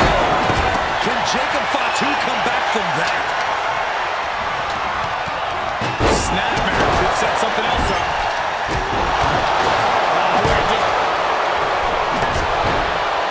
You can tell he's looking at his victory close. This could be it. Breaks the count. How have we not claimed a winner yet? You gotta believe that not wanting to feel the agony of defeat is causing this never surrender attitude. And then back to Reigns. Reigns put his stamp on this one. And then he can vanquish Tom. And the band could be over for Tonga Loa.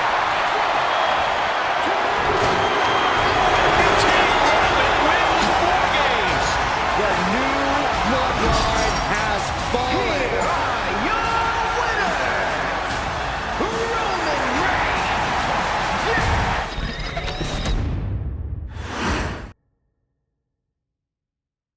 Okay, a little bit out of character for your wise man, but that was a little bit difficult for me to watch. Seeing this family splinter into two groups, fighting against each other, it breaks my dark heart. But they're all grown men, and you settled the issue. Now let's give Solo credit. Forming Team Solo was, of course, his usual backup of Tama Tonga and Tonga Loa, the sons of Haku, feared as one of the baddest men to ever walk planet Earth.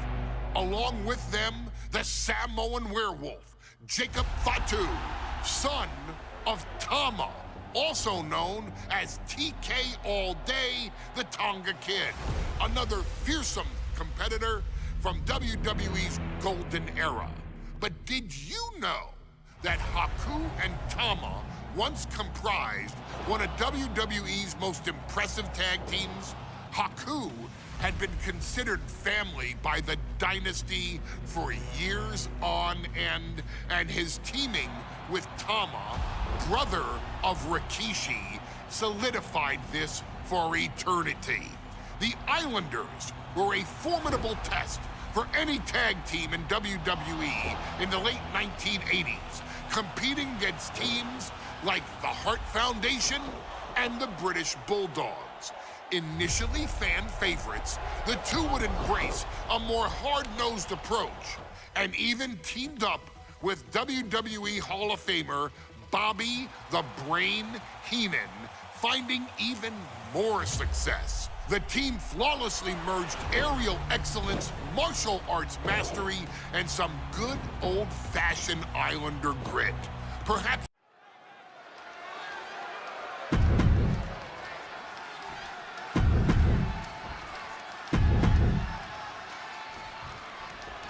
The Islanders versus the Street Profits in a best of 3 falls match. This matchup represents 2 teams who want to rule the tag team division and have sharpened their offensive arsenals so one move can put away any opponent. The Street Profits swag levels are at an all-time high, and they told the Islanders they want the smoke. Look, this is the best Street Profits we've ever seen, but the Islanders are exceptionally dangerous. And don't forget their secret weapon in the form of Bobby the Brain Heenan.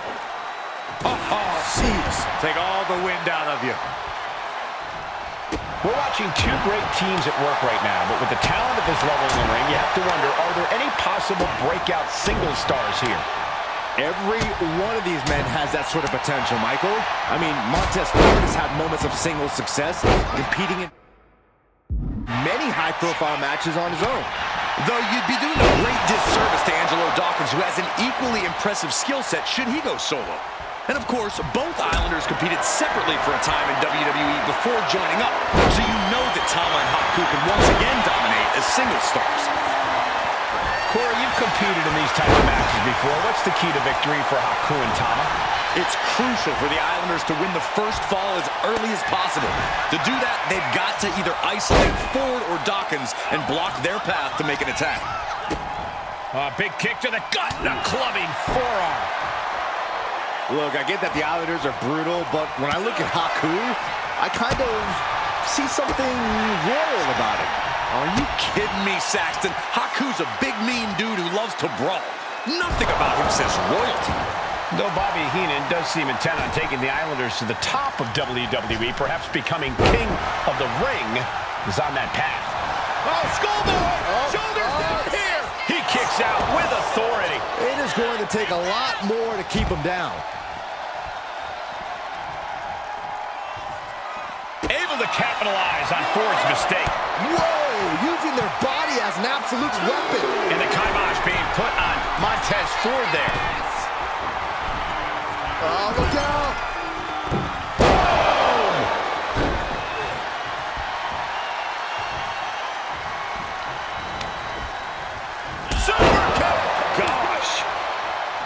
So many accolades for Dawkins and Ford. Triple Crown, Tag Team Champions, multiple WrestleMania wins. This win could be another major feather in their caps. It could be, but for the Islanders, all those accolades are motivation. Haku and Tama know they're the best tag team around, so they want to knock off the Profits and prove it. Then maybe they'll get the respect they rightfully deserve. Thunderous club comes down. Very effective.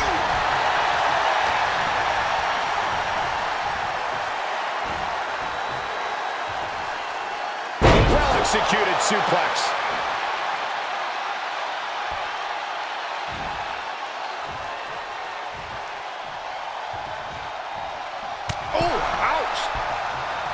A 2 out of 3 falls match is a different beast and a bit of rarity in tag team competition. But one of these teams actually has a bit of a history with the stipulation. Launching, headbutt lands. The Profits are down and the Islanders are about to reap the rewards. Dawkins was ready there. And Haku looked rocked after that. Yeah, Dawkins put a little extra oomph into that one. Clothesline. What impact. Oh, quick way to respond with the reversal. Both athletes showing incredible reflexes here. Boom. Oh. Double underhook into the suplex. Cover. And the ref can't even start to count. I'm just as shocked as everyone else, Cole, his opponent included. He is looking to do some serious harm.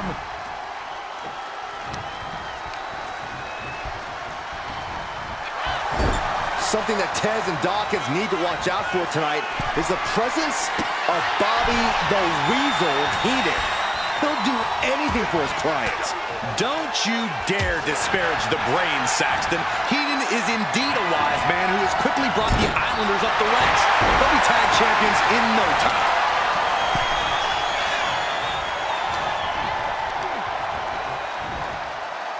Headbutt. And would you look at that? He's been busted wide open.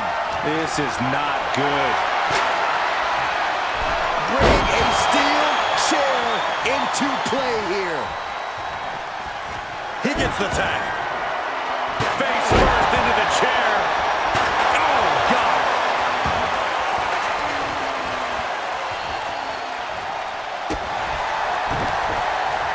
That turns it around for Montez. Good decision by the ref. Clearing the ring like that. Bringing out that kendo stick means he is truly willing to go to the extreme.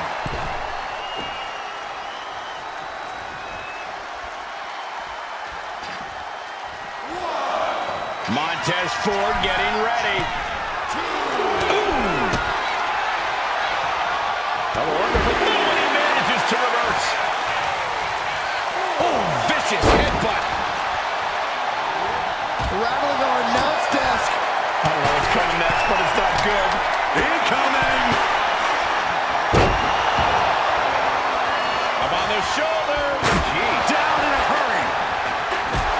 I'm glad the Islanders are able to compete tonight. I was worried they'd have to serve another suspension. Oh, what a phony charge that was. Heated in the island. Does he have him here? Oh, no, the official just got caught in a bad position. Making his way to the top here. Flying. Diving shoulder tackle. And another climb. He's making a statement here. Made it for the tag. From the top. Ow!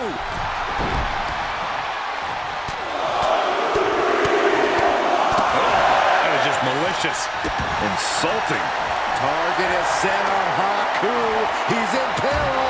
Driven right into the post. Intercepted with a clothesline to cut off the attack.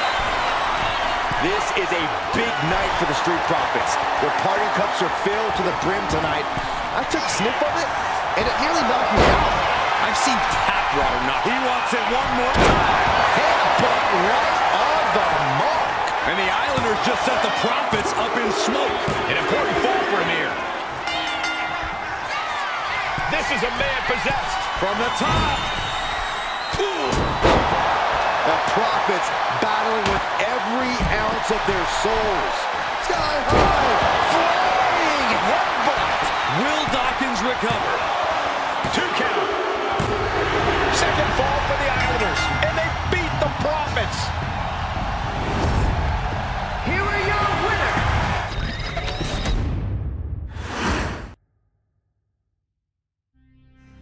Ladies and gentlemen, I don't have the words to convey how proud I am to have been part of this historic showcase. Having worked alongside this family, this bloodline, for so many decades, reliving moments that I got to experience firsthand has been a privilege of the highest order. Introducing you to WWE legends that I hold in such high esteem, and also spotlighting the modern day greatness their descendants have provided you in recent years, all to pay tribute to the greatest wrestling family I have ever known, has truly been my privilege. To be successful in this industry is a 1 in a billion chance.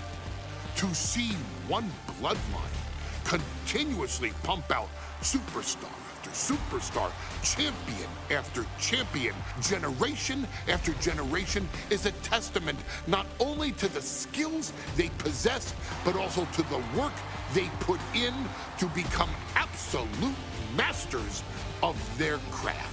And it cannot be stated any other way.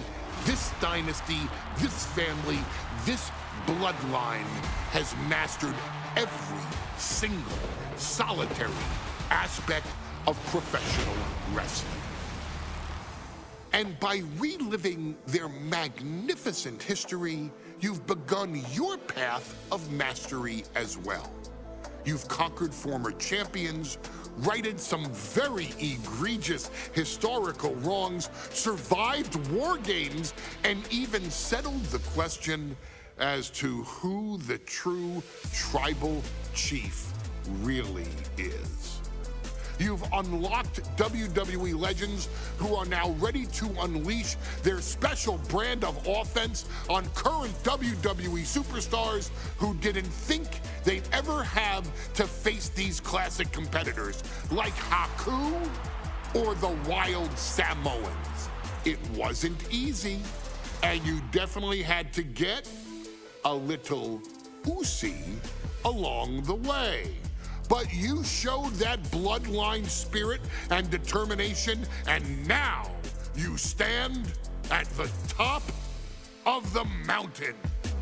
On behalf of WWE and the 2K families, we all thank you so very much for playing. And on behalf of every fan of this beautiful performance art known as professional wrestling, we thank you, the Anoa'i, Fatu, and Maivia clans, for decades of entertainment and generations of pure brilliance.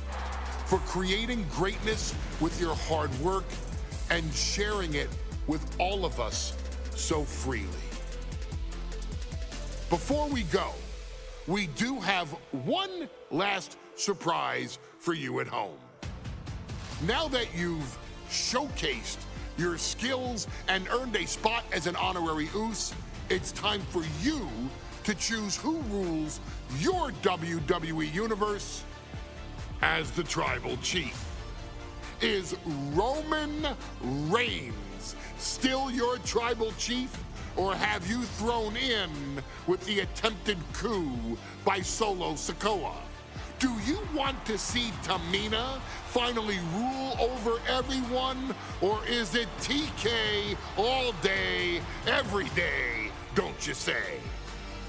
Regardless of who you choose, you've earned the right to acknowledge your Tribal Chief.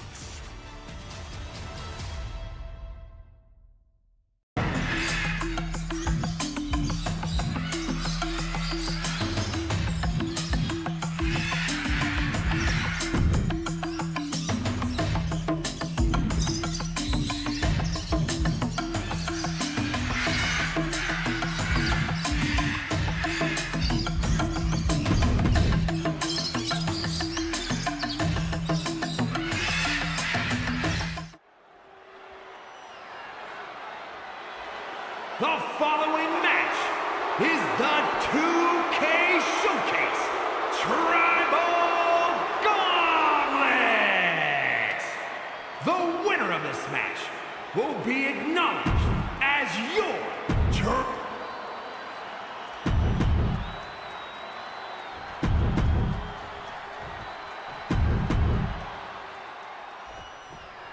History being made right here. The most prestigious family in the history of our business is at war with one of their own members, and tonight will be a battle to set order to the entire bloodline. An uphill battle is what it will be. You have the toughest set of competitors trying to dash your dreams of being recognized as the head of the table. And we know the lineup we are seeing tonight is exceptionally talented. Each one is capable of taking anybody to their breaking point. Yeah, but I think our prime challenger has a chip on their shoulder. As dangerous as this lineup looks, I do believe the most dangerous individual is the one who's taken them all on. Oh, what a quick answer. Textbook jumping clothesline. Ooh. Ooh! Kick lands. Ooh! And a kick. Tama looking evasive. Great agility. Well, some might call that showing off, but what a display. What a way to flaunt your abilities. Chop! And we know there was turmoil in the family coming into this match, so much so they decided a gauntlet match was the only way to set the narrative. Cover! 2. Well, Tama got caught. He's been eliminated. Around and around we go. I got lost in the entry pool, but believe me, this thing's far from over. Watch out. Here comes Nia Jax. And this gauntlet just got very interesting.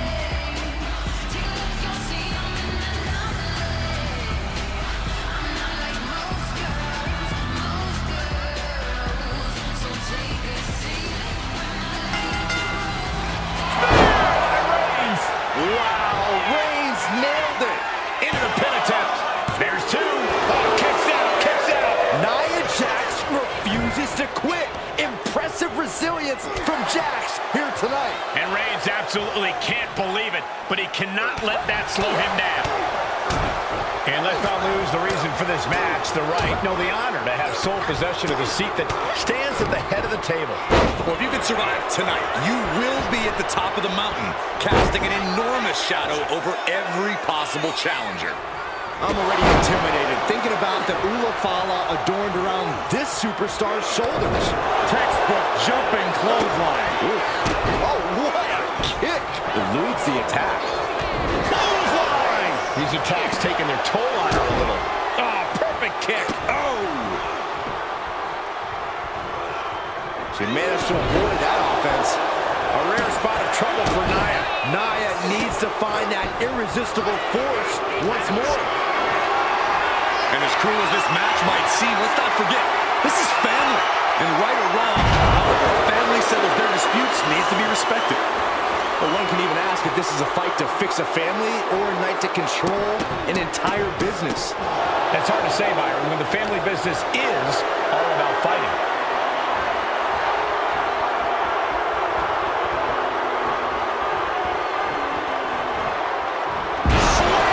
You have to be in peak physical condition to pull off a move. Maybe not, maybe not!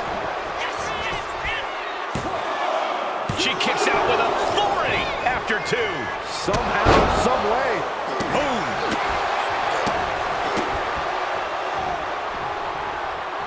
Reigns hits it! Jax looks absolutely out of it. Cover! Two! Kick out. Thought that was the end of her. Amazing kick out. You cannot help but be impressed by Nia Jax's fortitude here tonight. It's not often we see the tribal chief held up at the 1 yard line. You have to think Roman will want to dial up that maneuver one more time. Oh my gosh! One hand! Reigns' lack of mercy being met in kind there. Nia certainly put her best effort behind that move.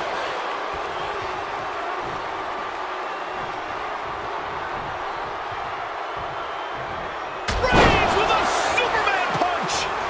Is it enough? The cover! 2 count. That's it. It's over. Nia Jax taken out of this gauntlet match. One superstar down, many more to go. Throwing down the gauntlet. Out comes Rikishi, ready for this gauntlet match.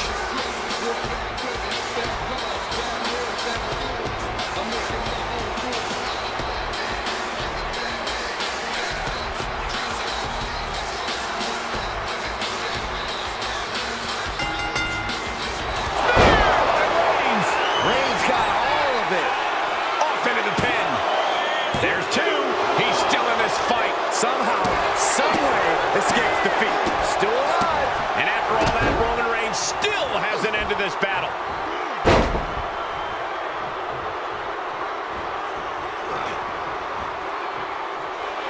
Watch out! Watch out to the outside! Threw caution to the wind, and it paid off big time.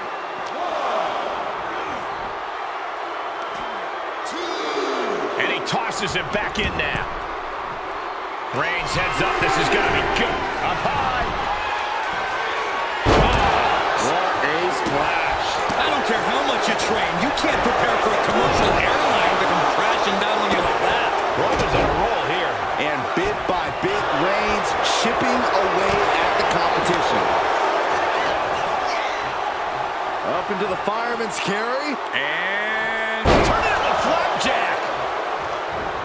Oh, foot just stomping down.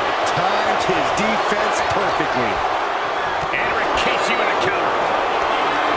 This is a situation you want to avoid. Just launched. I've seen Saxon thrown out of a few local bars like that before. Oh, please don't remind me, Corey. Oh, ended up getting caught up in the air. That hit connects from Roman Reigns. Oh, that is going to leave a mark. What an interception. Spectacular counter into a dragon screw. Reigns averts the attack. Textbook jumping clothesline. Oof. Dragon screw. Battle of counters. No one's getting their full offense in. Superman punch. Cover here. He's gone. What a loss. Rikishi's not moving on in this gauntlet. Yeah, there's still a whole slew of entrants to go. Next in to run the gauntlet, it's Jey Uso.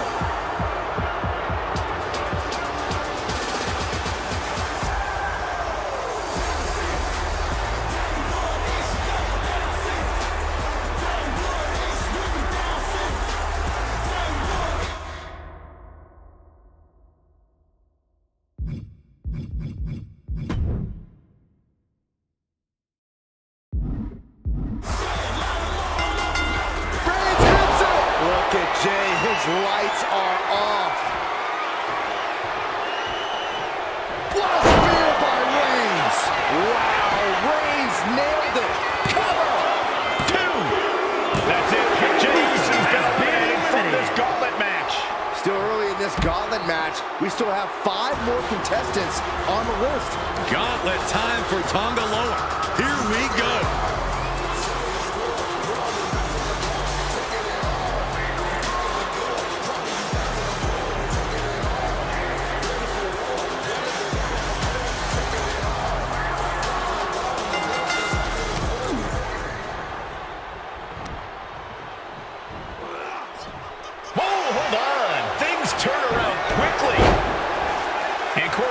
Family pride on the line tonight. Everyone in WWE is watching, wanting to know this challenge can be conquered.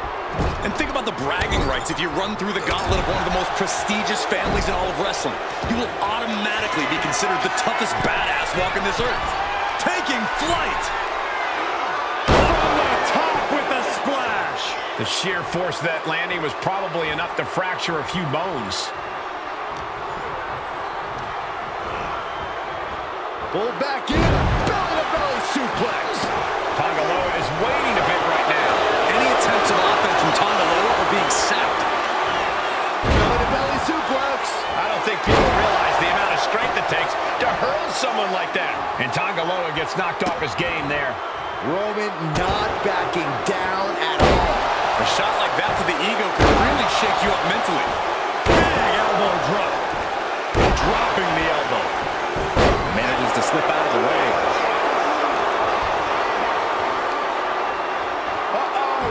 He averts the offense. Roman with his opponent. Reigns comes up short on that attack. Here's the cover. Is it enough? Wait, look at the feet. The feet are on the ropes. He forces a break before the count of 2. I can't believe the ref didn't get 2 here. Pulled back in, belly-to-belly suplex. Here's the cover. He narrowly avoids the count. And frustration might be starting to set in. Reigns just imposing his will right now. Roman seems tapped into his endless reserve of strength. And this deep in, you gotta start wondering how much more is there to give in this match.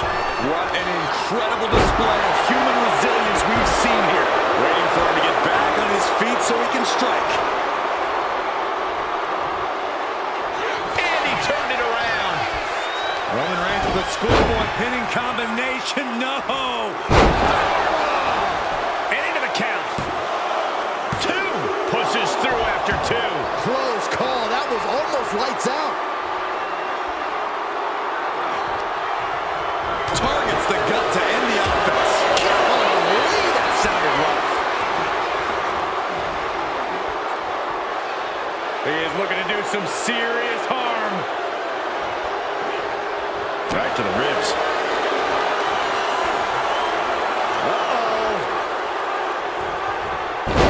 Oh, not today. Caught by surprise with the DDT. And the tribal chief being met with hostility there.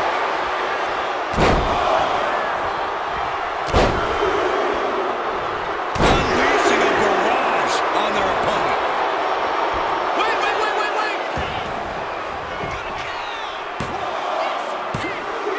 Oh, he kicked out. You have to think this battle is starting to weigh down on him. Oh, man. He thinks he has it. Kick out just in time. Very close. Fatigue clearly setting in. Countering that offense. Shoulders up. I didn't think this match was close to over.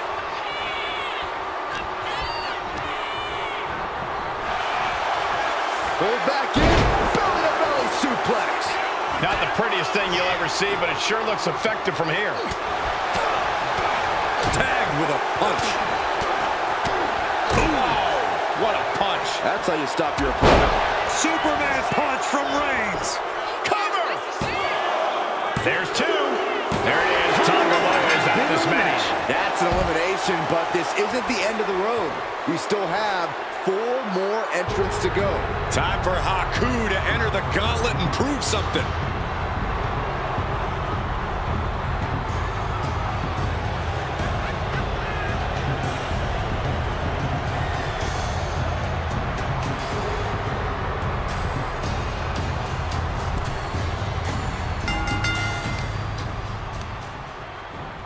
Reigns to the outside.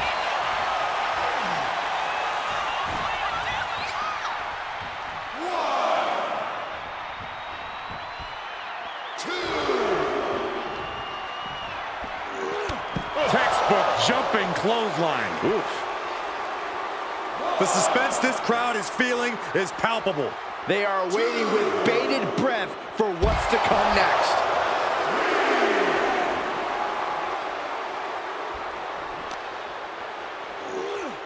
Off the barricade.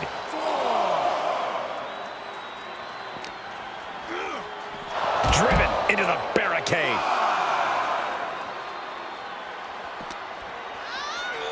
Oh, it gets put into the barricade.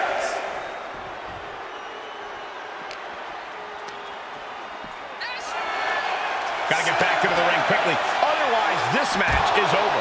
Holy, meet the barricade. Oh, colliding with the barricade. The tribal chief taking a moment to compose himself. Looks more like taking a moment to gloat. Time's up for Haku. No longer running the gauntlet. Yeah, but there are 3 more waiting to get into this match. Rosie entering this gauntlet match, looking to go the distance.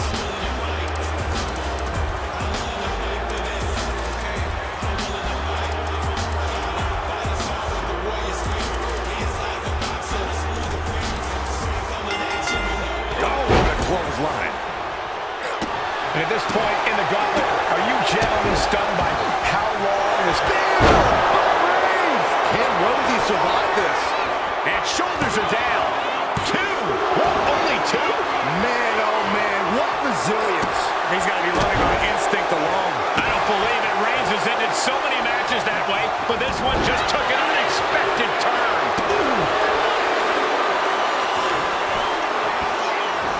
This is just nasty. Oh, it is aggression, just pure brutality. Come on, easy.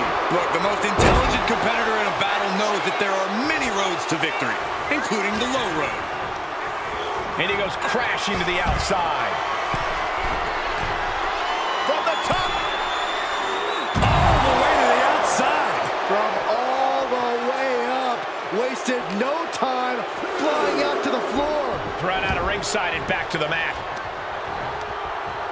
Rosie responds. Oh, man, he is fired up now. Ouch. And his body is still the focus of the attack. Nothing fancy there. And that prevents Rosie's attack.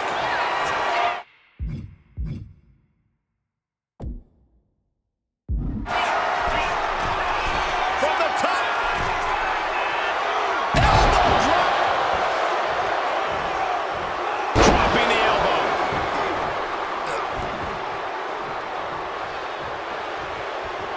Oh, knee. Lights out. Ooh.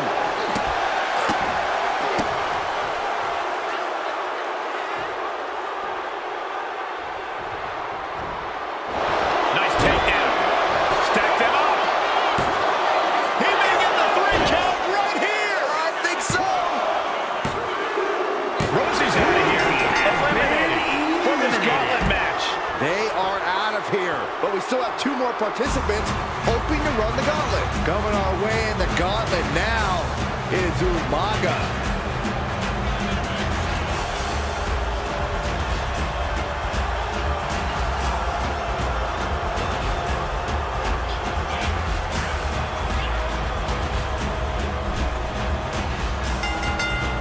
And Reigns unleashes the Superman punch. Reigns got all of it. The cover. That's it for Umaga. He's been eliminated. It's been insane since the opening bell, but we're not done yet. We've got 1 more contest to go. Here's Jimmy entering the fray in this gauntlet match.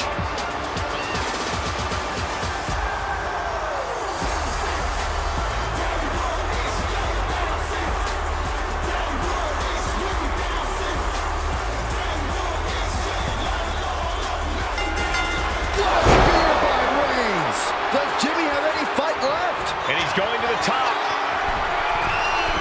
From the top.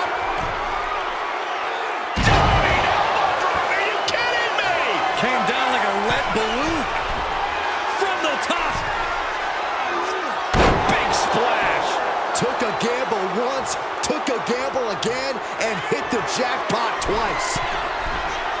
Blast off! Big splash! This is more than reckless abandon. This is showing a lack of all fear. One final adversary stands in the way. The road has been tumultuous, but the finish line is in sight. Finish the job on your fellow brethren, and there will be no question as to who sits at the head of the table. Just take a look at the WWE Universe. They know there is no better place to be than right here, right now. Not looking good in this position. Are you kidding me? Jimmy Uso getting worked on right now. Yeah, Jimmy keeps getting cut down at every move.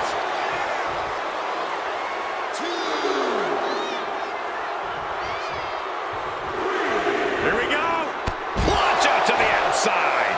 My God! Launched like a ballistic missile. Showing zero regard for anyone's well-being. And he gets delivered back into the ring.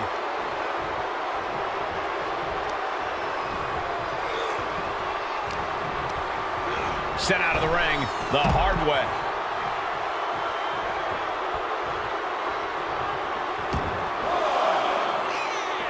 Hey, that's my water bottle. Don't worry about that now. Just get out of the way, Saxton. No, you know what? Stay right there, Saxton. Clothesline in the corner. Reigns establishing the upper hand. Yeah, and Roman is looking to embarrass Jimmy. There's Jimmy Uso landing awkward outside.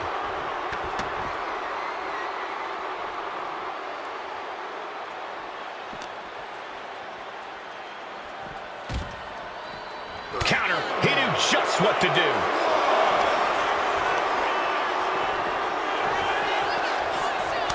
These two are finding an answer for everything. Elbow puts an end to that. Oh, that had to hurt.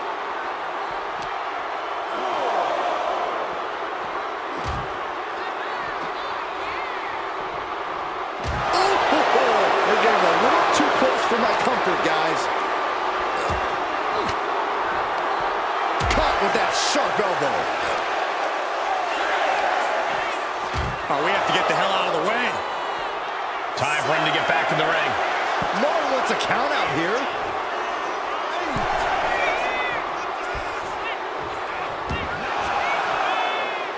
He has got something destructive in his mind. Uh-oh. With a Uranagi through the table. Broken table and broken bodies everywhere. Phones are broken. Monitors are broken. I don't even know if you can hear me anymore. What? Look at this. This can't be good. And he's stumbling to his feet, unaware of his surroundings. Manages to reverse it.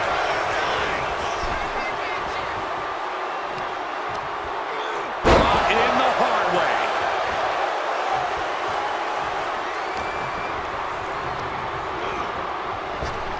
Reigns with a Superman punch.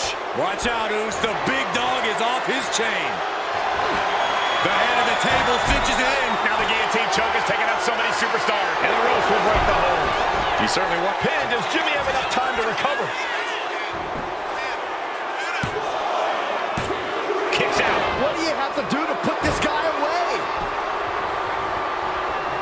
Reigns turns that around. Here's the pump handle. Suplex. Launched. Pin. Roman could put it away here.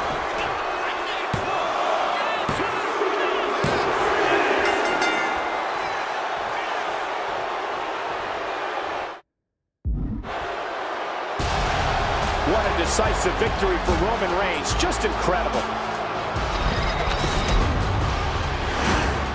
The winner of this